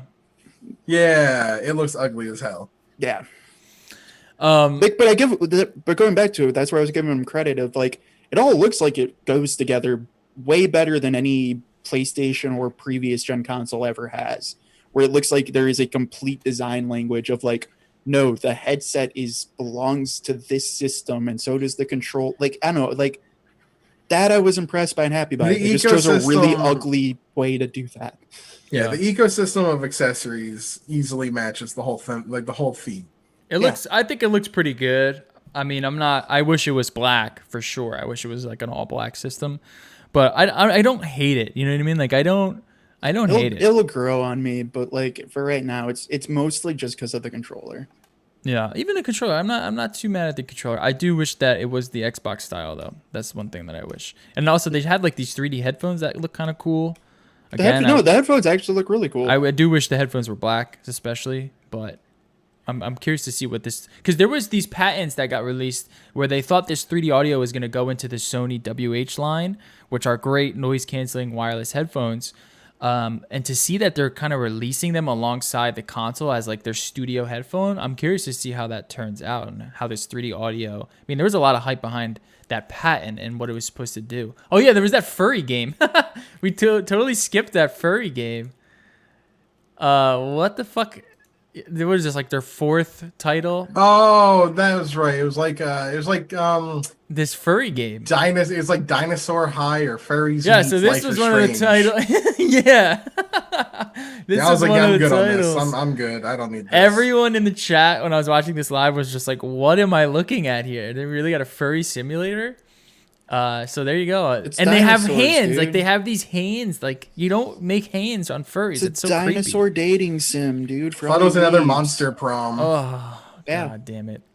Well, I guess there's a big audience for that. I mean, these furries are everywhere these days. All right, enough PS5. We gave our price predictions. I'm excited. It'll be good. It'll be overpriced. We'll all buy it anyway, and we'll all be happy. Yeah, that's how most tech goes, isn't it? Yeah. Most tech goes that way. I'm excited to see what this new hardware is going to bring in more especially. I want to see what is AMD cooking up in these consoles. What is this SSD made of, and how is Microsoft going to answer? Because we haven't really heard much from Microsoft in their answering since we had their conference on the. I wonder how expanding the storage is going to work. Are you going to open up your PS5? I did not look at how to open that thing up, so I don't think it expands. It opens up like a clam. From what I remember from reading it, you can add a hard drive to it, but you can only launch a game from the internal SSD. Oh, okay. That makes sense. Well, if you're digital only, you're going to have to pick and choose what games you have installed, and we'll see what the file sizes are. Yeah. Okay. Moving on, we're going to have to skip some stuff. We spent a lot of time on PS5 here. Star Citizen is now the most expensive game ever. You can still barely play it.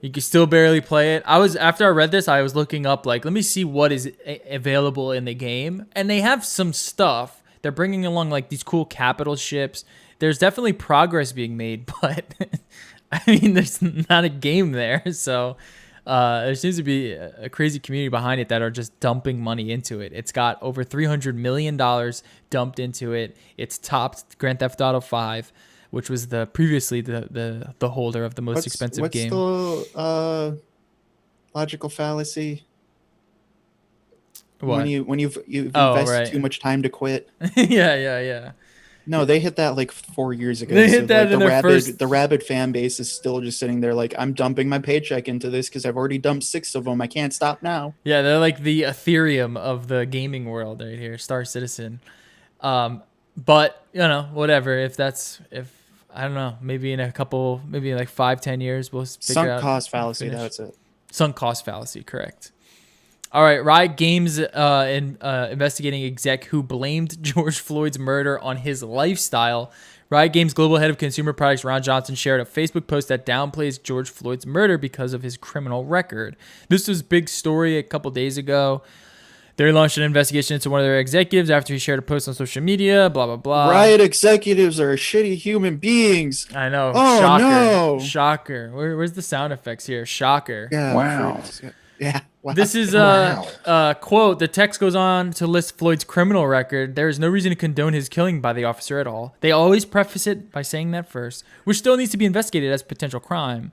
It is a learning opportunity for people and your kids to teach this type of criminal lifestyle never results in good things happening to you or those around you. Yeah, dude. If you're and a then he criminal, shared you this might image. randomly be killed at a traffic stop. Yeah.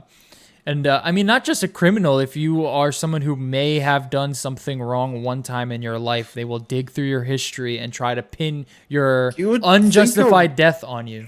You would think like someone at Riot and a CEO or a high up position might have some I don't know, experience with that. Yeah. Pretty disgusting. Just like a Randy Pitchford. This was like a talking point in this whole situation. I don't even want to give it any weight because it's not a talking point. It's stupid. It's bootlicking. It's people like this they're literally just trolls. Like they know that they're arguing in bad faith.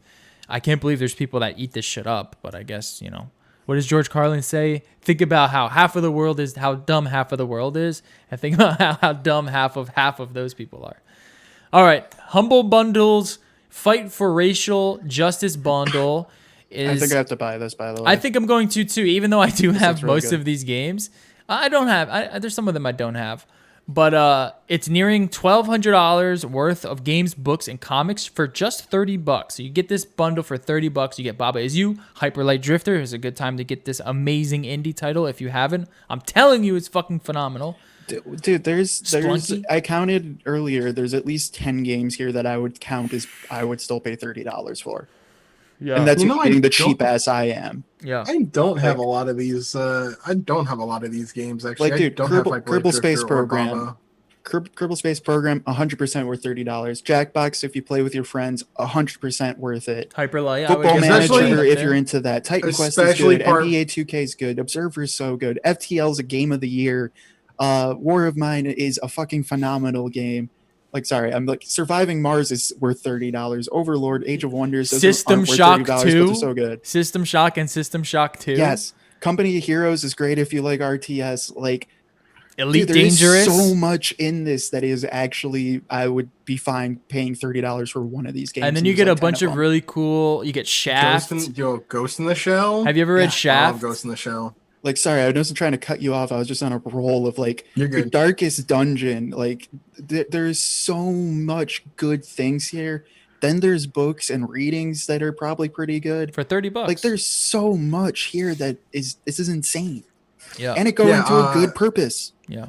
Party Pack 4 is, I would argue, probably the best party pack for your money. Okay. Fibbage 3 and Trivia Murder Party are really good. And then I think Bracketeering's on this, which is like one of the only games they have that you can actually do like 16 people on. So if you have a large group, you can do that. Yeah, It's probably their best party pack. you got Broken Age in here too. Like- Baba Is You, which is I hear a lot of people like that as a puzzle game. You The got one that surprised me the absolute most, and I'm the most happy about, is East Side Hockey Manager fucking being in this bullshit. That game, if you like hockey and you really like hockey and spreadsheets, that game is amazing, but it is a spreadsheet manager. It's literally, that's all it is. It is just going through spreadsheets, simulating games, and then trying to make a team. It's amazing, though. How much time is left on this? 6 days? You got 6 days left. You got about a week left. Pick it up. Yeah, I And then think it's everyone all- should pick it up. And they it's- raised almost $1 million or over $500,000 on there, which is awesome. And it's all going to charity. It's worth it. I think they're doing this too, because I'll highlight another one that Kate and I did buy. Itch.io is doing this too for $5 or more, and they have 1,600 different items you can buy for $5 or more, and all of it's also being donated Yeah. for racial justice. To $20. say this one, but it's like there's like 1,000 games. There's like there's at least like 50 books in it that are like tabletop rule sets and D&D rule sets, things like that, or character creations. There's game assets in it. There's a ton of crap in it, basically, and a lot of it's good, a lot of it's bad. But hey, for spending $35 to go to a good place, you can possibly come out here with I love this stuff. 30 to 40 games or books or things like that. This is like you are going to enjoy. This is an amazing way to raise money. Is, you know, there's so many great indie titles. There's so many great books and graphic novels that you can like, people just don't know about just because they're not given the opportunity to get it in a way like this.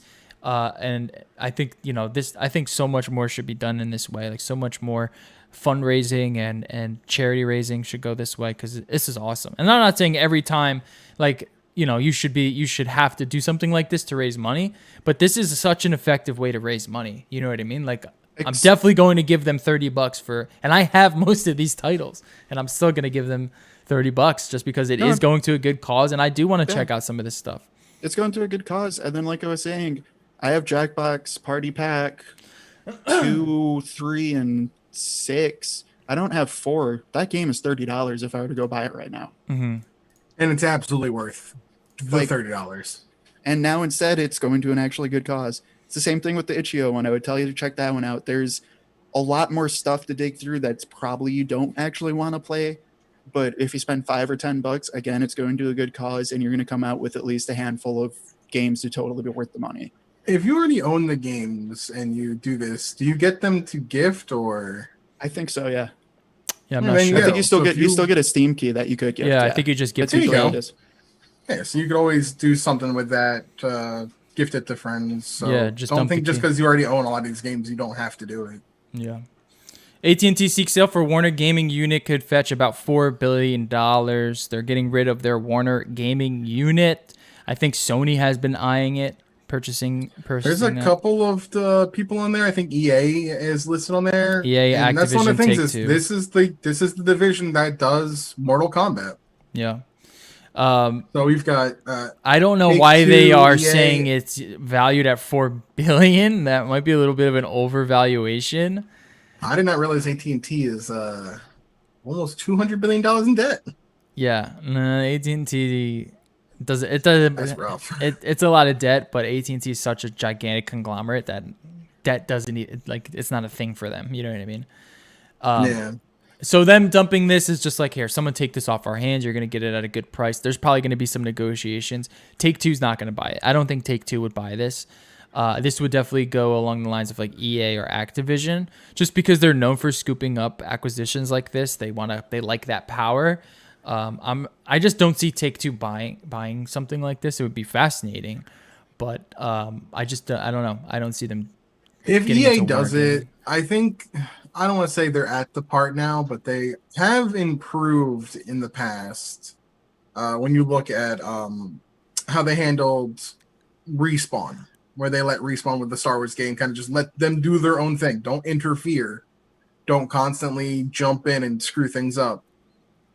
If they're going to acquire this, don't screw with NetherRealms. Just let them keep doing Mortal Kombat like they do. They've been good at that. Step in. I would say EA, they've been better. Yeah, they used to be awful with that. Oh sure, yeah. They've definitely cleaned their act up a little bit. They lost a lot of money. Like they legit. It's were like losing it's money. like what Fox used to do, and why the reasons why a lot of the like the Fantastic Four movies were really bad. Fox just kept stepping in and saying, "No, we want this done like this. Yeah. We know that you're the creator or you're the director, but we're gonna overstep you here."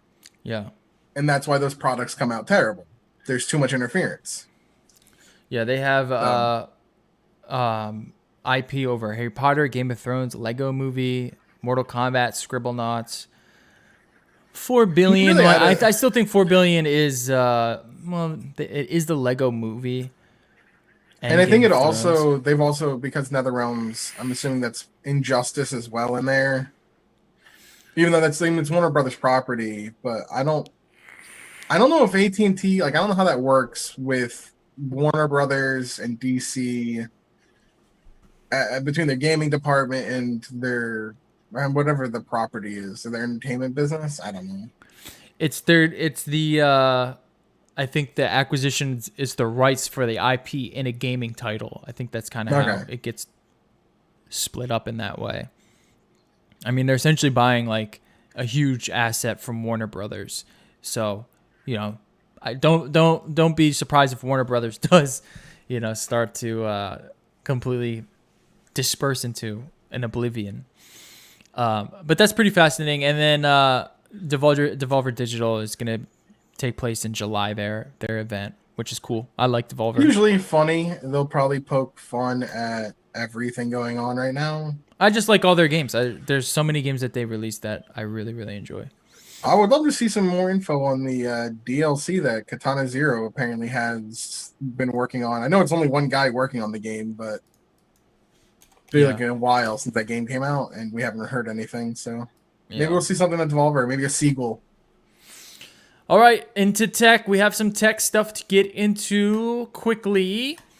MKBHD is the main brand ambassador-like feature on this Oppo ad, link below. And then you can see here is MKBHD's ad here. And this isn't quite drama, but there was some discussion in the YouTube or in the Reddit thread about brand integrity and reviewers reviewing things.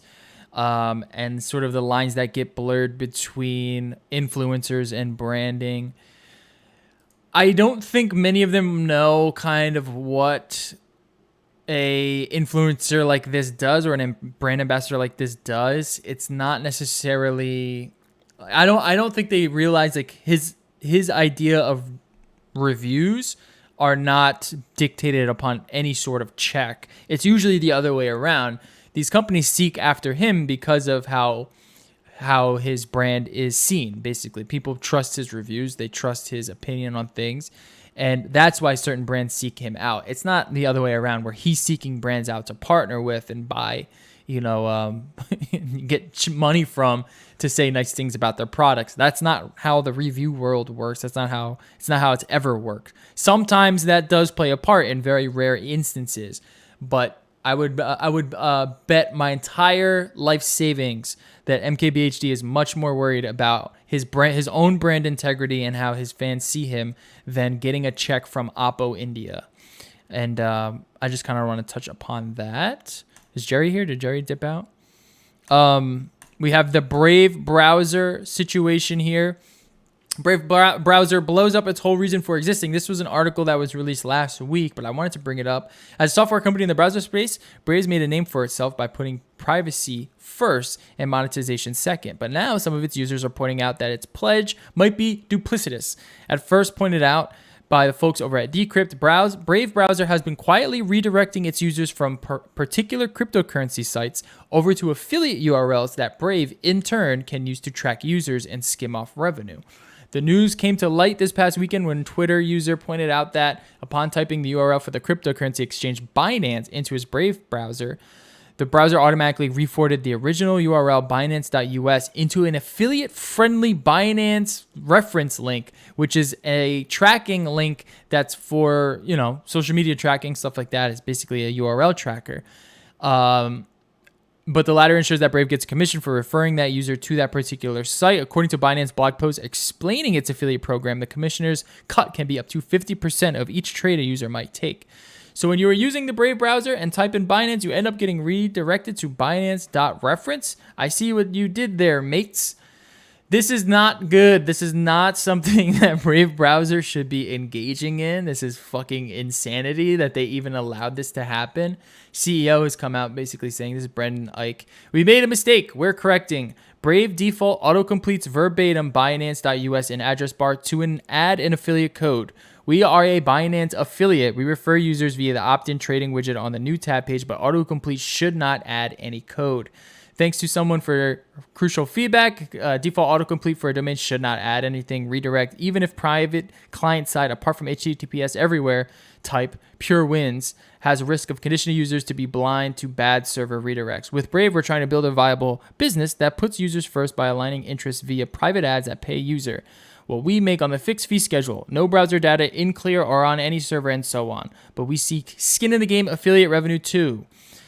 And then he kind of goes on to explain what's going on. This guy says, it's not a mistake. You did it on purpose. I think you used mistaked when you meant accident. I never said it was accidental. We were treating it like a search query, which all big browsers do, tag with an affiliate ID to get paid from the search provider. But a valid domain name is not a search query. Fixing. So essentially what he's saying is when you type in a domain, DIYOrDie.com, nolife.digital, that's where you go. That's not a search query. That's a target that you're trying to reach. That it is auto-completing to add a domain to send you somewhere that you did not mean to go is very, very bad practice, especially for a company that claims it's, privacy first. So bad, bad, bad. Here we have some new MacBook stuff. Yes, yes, yes.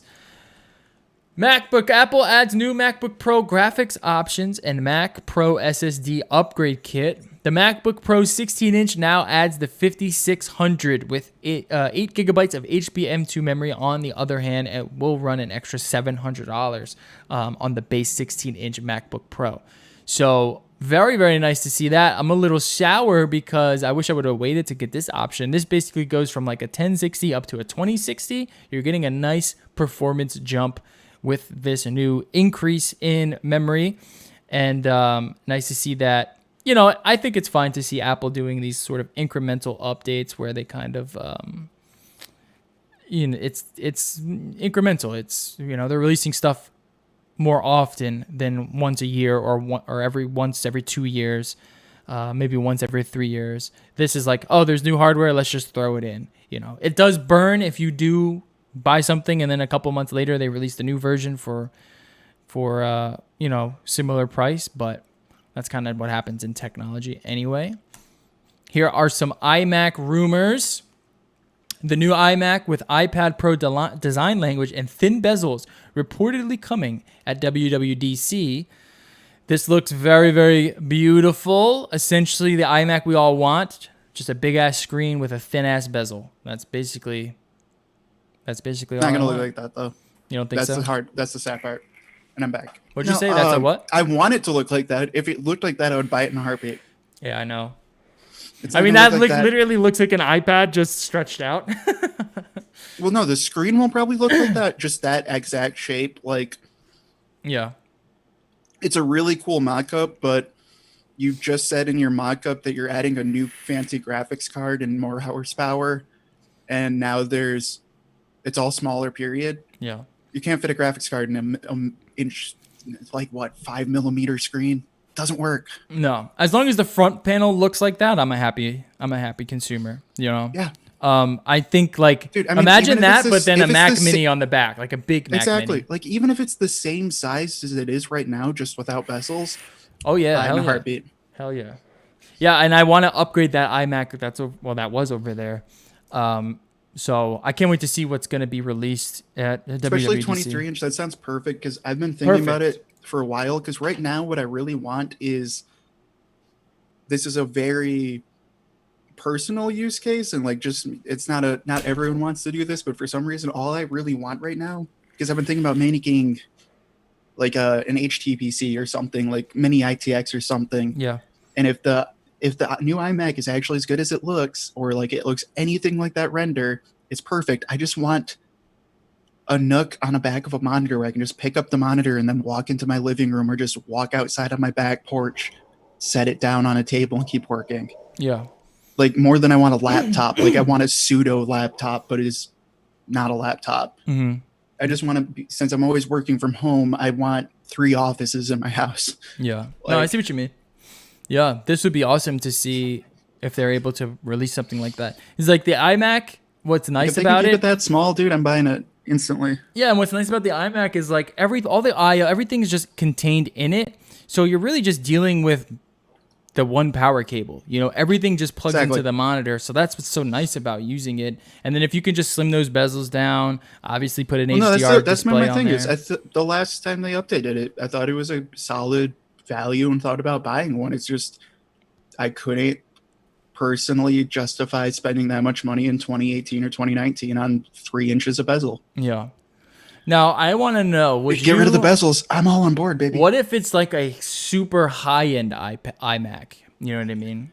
Like an iMac Pro sort of deal, but not hardware. They already have that's the problem, is they already have the iMac Pro. Well, not like hardware side. Like I'm speaking more or not like like chip wise, but more in terms of like a Pro XDR display on the front. You know what I mean? Where it's like that would be cool. That I where do consider wish where they it's would like do that, a but $2,000-$3,000 device, but it's got a really nice display. It is kind of thin, and it's well, no, that's you know, what I was talking about when we were talking about mini LEDs. Of like, yeah.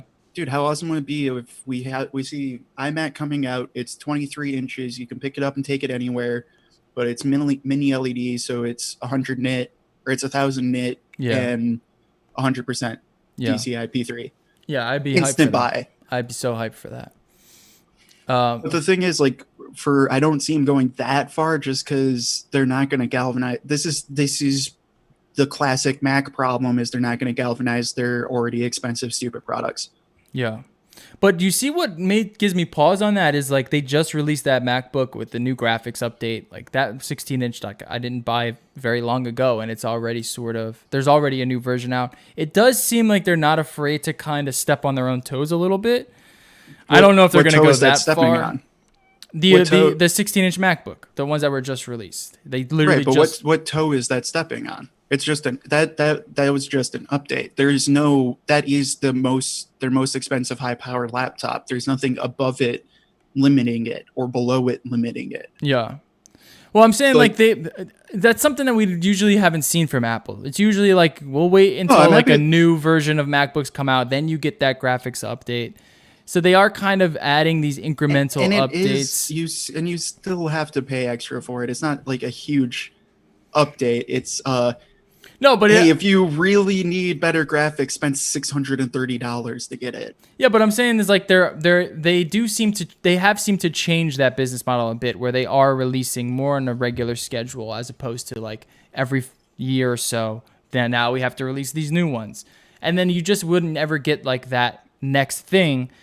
So I don't know, maybe that's starting to change. Maybe this new push to ARM kind of galvanizes a lot of their older hardware that, I don't know, doesn't seem to... I see what you're saying, but I hope so, and I agree that it is nice that they're doing more updates, but some people don't agree either. Some people hate it. Some people are I'm fine. I like them doing updates, but I also don't see them doing what we're hoping for, of making this base iMac as good as we want it, because there's still the iMac Pro. Yeah. And they've already proven that. That's why the 13-inch came out this year with the 8th gen, until you got to a certain price point where you could bump up to the 7th gen. Yeah.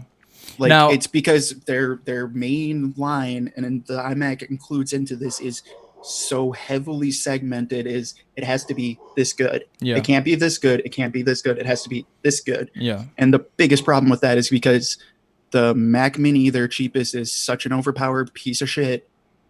It makes everything else worse. I'm also curious to know if we're going to get an iMac at all this year, if they are going to release an iMac, because this seems like something that they would release alongside ARM. I'm not sure this is something that they would release this year. I don't know. I think we could see this as the last Intel hurrah. That would be nice. I could see them saving it for ARM, but I don't think I'm believing more and more into those rumors that the process of switching to ARM is going to take probably like a year or two, and it's going to be a refresh 12. Mm-hmm. It's going to be the 12-inch MacBook. Here's your new ARM MacBook. Yeah. So like I think this would still be, especially if all of the rumors are Navi graphics, it's going to be Intel, even though it should be AMD. I know. Dave 2D did a video about AMD, about the new Razer laptops, and how it's just such a shame that no one's using these AMD parts because everyone wants them. No one wants to use them. Okay. Did you ever listen to that podcast I sent you? Probably. It was long, so I don't blame you if you didn't. But it was the head of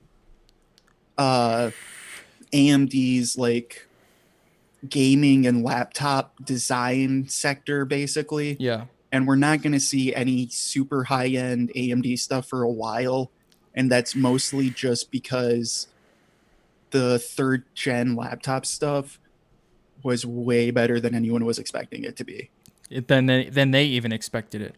Like AMD had a hint, but it was just one of those things of like, so second gen Ryzen for laptops was better than AMD's ever done, but it still was bad compared to Intel. So everyone, since laptop design, you're making a thing a year and a half in advance. Yeah. All of their high end models were still saved to Intel. Now that we know AMD's actually the real king, it's still going to take a year before we start seeing a lot of those high end designs coming out with it. Yeah, which is unfortunate. Yeah, it sucks ass because that chip's so fucking good. Yeah, it really is unfortunate, and that's kind of the story of AMD in my opinion. You know, really ugly Dell laptop that's probably actually more powerful than the PS5 right now, and it's an amazing deal, except for the fact that it's a laptop you'd never want to touch. Yeah, and I just imagine an iMac with Ryzen in it. I know, dude. Like this iMac with a Ryzen, like all AMD Ryzen, it would just be so fucking badass. And then speaking of content creation, dude, you can it would kill anything. Yeah.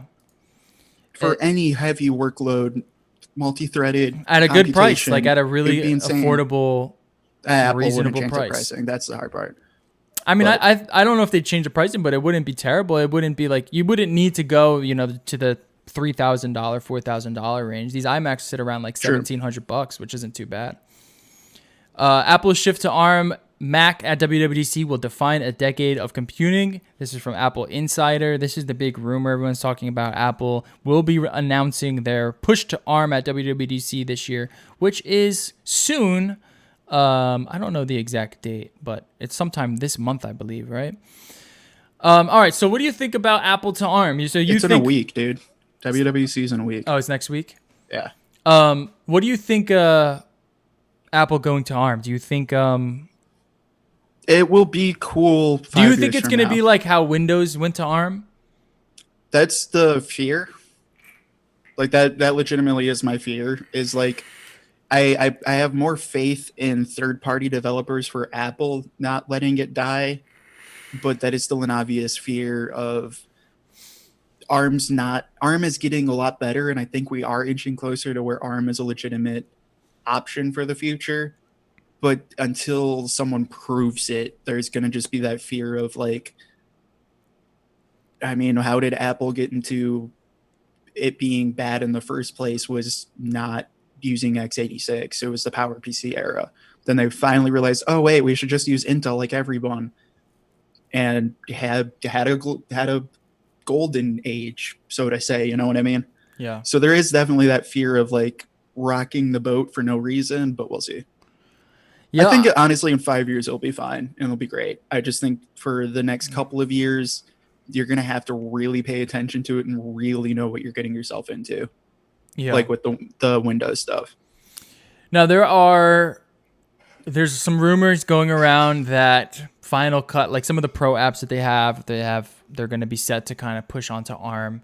And that is where I think I'm most excited. Like I really want to see what they can do with their pro apps. Like, are we going to get a Logic ARM-based software solution when it gets dropped? Are we going to get Final Cut on ARM when it gets dropped? Their software or their hardware now is quite powerful, and I really want to see kind of where they go to it. I am afraid, though, that we will see sort of this massive sacrifice like we saw with the Windows Go machines, for example. I still think there's going to be more than we want, but they are at least in a better spot to do it because of whatever that stupid software is, where they've already been porting Mac app or iOS apps over. Yeah, because iOS apps is already there. You go. There's a native ARM coded app. It'll run perfect on your new Mac with ARM. Marzipan, that's what it is, right? Marzipan, yeah. But the hard part of that is like, how long are we going to have to wait till everything isn't just a phone app? Yeah. And I agree with you too. Like third-party support, I do trust the Apple. I mean, there's Apple diehards that like developers that are just they love creating stuff like that, and I do. No, it's because it's fun. They give them a good ecosystem, and I think there is a lot more trust there. It's easier to do it on BSD base. Like there's a lot of reasons where it's going to be more successful than Windows, but I have to wait and see I don't know. I have to see it to believe it at the same time. Where I think in 5 years it will probably be a successful experiment, but it'll be a better 3 years, 2 3 years of getting there than any attempt anyone else has made because they've all been shit. This one won't be at least be shit. Now let me ask you. It won't be fun. Yeah. Or like as natively fun as it seems right now to me. Now let me ask you: do you think if Apple does, I mean, even if it's on par with what we were seeing out of Windows right now, and I think Lenovo has an ARM-based laptop, if I'm not mistaken. But even what we're seeing there, if it's released around there, just because it's Apple, do you think Apple going to ARM is going to push Windows harder on ARM and push other manufacturers harder on ARM and developing more ARM-based solutions? Or do you think there's just kind of only going to be Apple for a while? Because that's another thing that I'm afraid of. I don't want that. I want that competition there. Yeah, maybe over time, but I don't think immediately. And that's where, again, those fears I was bringing up earlier of the PowerPC era come back, where it's like, why Windows has Microsoft has a reason to code things for ARM and develop things for ARM, and that is entirely in the enterprise space. Right. Like they 100% do that for the enterprise. ARM's getting way bigger in enterprise. But like to your average consumer, why? Yeah. Like that's where I don't see them in like looking to shift nearly as fast because they don't control the hardware stack.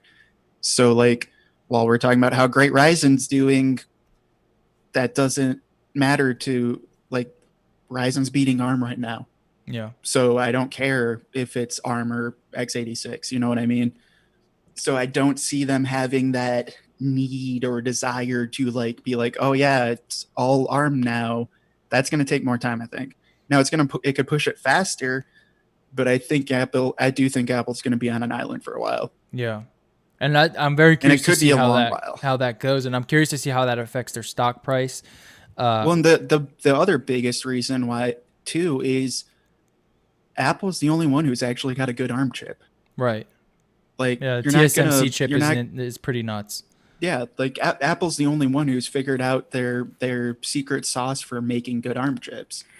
So like you can sit there and be like, yeah, the iPad Pro is actually more like probably as good as in a laptop as any of these laptop chips, but if any other manufacturer wants to do it, they're shit out of luck, dude, because they all suck. And I'm very curious to see how this kind of plays out because I want to see more ARM-based solutions, and if Apple starts to take more and more chunks out of that enterprise, I'm curious to know how Microsoft responds to that and how they kind of answer to that, because they are just beholden to Intel and AMD as anyone else really. So kind of giving Apple that little bit of lenience it's just going to be interesting to see how it affects their valuation as a company and how they proceed. Now, this is like the way that this kind of article states it, this is going to be like this monumental shift in the way that the company sees itself and how its entire hardware stack kind of falls in line. I don't know if we're going to see that, like you said, for the next few years, but I can't wait to see what WDC brings and how they kind of market it. You know what I mean? Like they're marketing geniuses, and I want to see how they kind of sell that to their investors. That's what's most interesting to me, because if they release this product honestly, and we don't have a Final Cut and we don't have a Logic, I'm just not interested until those products get there. But if they do have those pro apps, I'm gonna be pretty hyped. Yeah. See, I'll be in two mindsets because it's one of those things where it's like,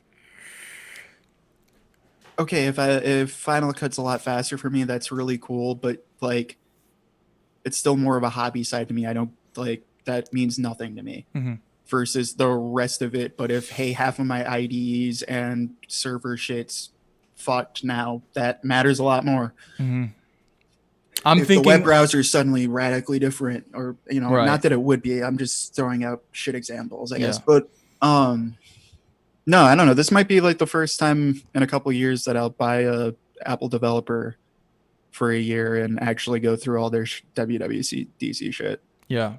So I usually don't, but this one's interesting at least. Yeah. Yeah. I think I think there's it's something good to look at, and it's also something that could be profitable for any sort of developer that's looking to jump into something new. But we're just gonna have to see on how they market it. Is it this year that they kind of push it gung ho? Is it ready to kind of start taking place in the hardware stack, or are they just kind of gearing us up for next year or the year after? Well, that's why I actually want to buy it and get all of the developer conferences, just because like I'm sure they're going to market it as it's being really close to there, but I want to see it actually in the code base that it's close to there. Right. Yeah. Next week we find out. Do we get a new iMac? Did we get a 12-inch MacBook Pro ARM-based solution with a mini LED screen? Like that would, dude, I just want them to. I think about a 12-inch MacBook with a mini LED screen. I honestly want the I don't know. My whole thing is the 23-inch. Give me with an iPad AMD Pro with an AMD chip stuck on a stand with a 1000-nit screen, dude. Yeah, I'm hyped for that. Oh too. My god! There's so many different product varieties that Apple could bring me right now, and I'd be very hyped for it. What they have currently just hasn't gotten me there yet, because they have the too much of a high end and then the shit low end. I actually expect that's going to disappoint me. Yeah, well, that's always something, right? Yeah. And then lastly, Panasonic has pushed out this was last week as well, but if you don't know, Panasonic now is also doing their webcam software solution, so you could just plug it in via USB and use as a webcam. Everyone followed Canon's lead on this, so we have Panasonic, we have Fuji, and now we have Canon, where you could just plug them in and use them as a webcam. None of them are exactly what you expect them to be. They all kind of fucking suck. They're not like HDMI, but they are usable. They work. Yeah, they are usable. They all have their own really bad quirks that the Camlink also has. So none of them are saviors. Yeah. I cannot wait for a day where cameras just come equipped with a USB-C Thunderbolt plug that is just native, just dumps all the bitrate onto your computer, and you can just record that way. That is the dream. Never have to buy a shitty Camlink ever again. So I missed the Brave story. Yeah. Do you want me to go back over it real quick? Basically, no. I just wanted to say I told you so. All right, fair enough. Did you read the story at all? Did you see what they did? Yeah, I went through it a bit, but it was one of those things where it's just like, I said this like 2 years ago when they announced, and I realized who their whole entire directive team was, and then it was like, so you're trying to remake Firefox by using Chrome. I'm sure this is gonna go well, and it's gone about as beautifully as I expected. Yeah, they basically did exactly what they shouldn't have done. I couldn't think of a worse situation that Brave browser could have done than redirect domain links to another domain. That's fucking insanity that they even allowed that to happen. I mean, they were trying to say like, oh, it's the search queries and search. It's like, no, when you type in a domain, you expect to go to that domain. You don't give all of a sudden just dump a reference URL into my domain without me knowing. That's fucking crazy. Especially when it's supposed to be the privacy right, browser especially that Brave. I called out was really a terrible. Yeah. Imagine Google did that. You know what I mean? Like, imagine Google was doing that. People would go fucking insane. Imagine if Apple was doing that in Safari. People would go nuts. This is what I was trying to point out a couple of years ago. Is like, you're attempting to trust a security-based browser that serves you ads privately through cryptocurrency that's built on Chrome. Yeah. Yeah. Like, I don't know, from that whole it just seems like a rotten foundation from the start to me, I guess. And I think it's a great idea monetizing attention. I think there's so much potential there, but this just turned out to be insane.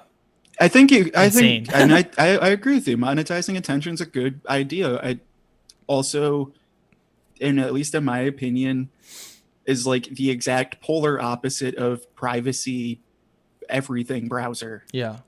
Like that's where it never made sense to me, is like those are polar opposites of each other to me. Yeah. No, it absolutely is. Yeah. All right, that's it for the show. Hopefully you guys enjoyed it. Make sure you follow us over on our website, nolife.digital, and you follow us over on Twitter at nolifedigital, and you subscribe to our YouTube channel, No Life Digital, every Tuesday, 6:30 p.m. Eastern. We're coming at you next week, same time, same place, and yeah, that's it. Have a good week.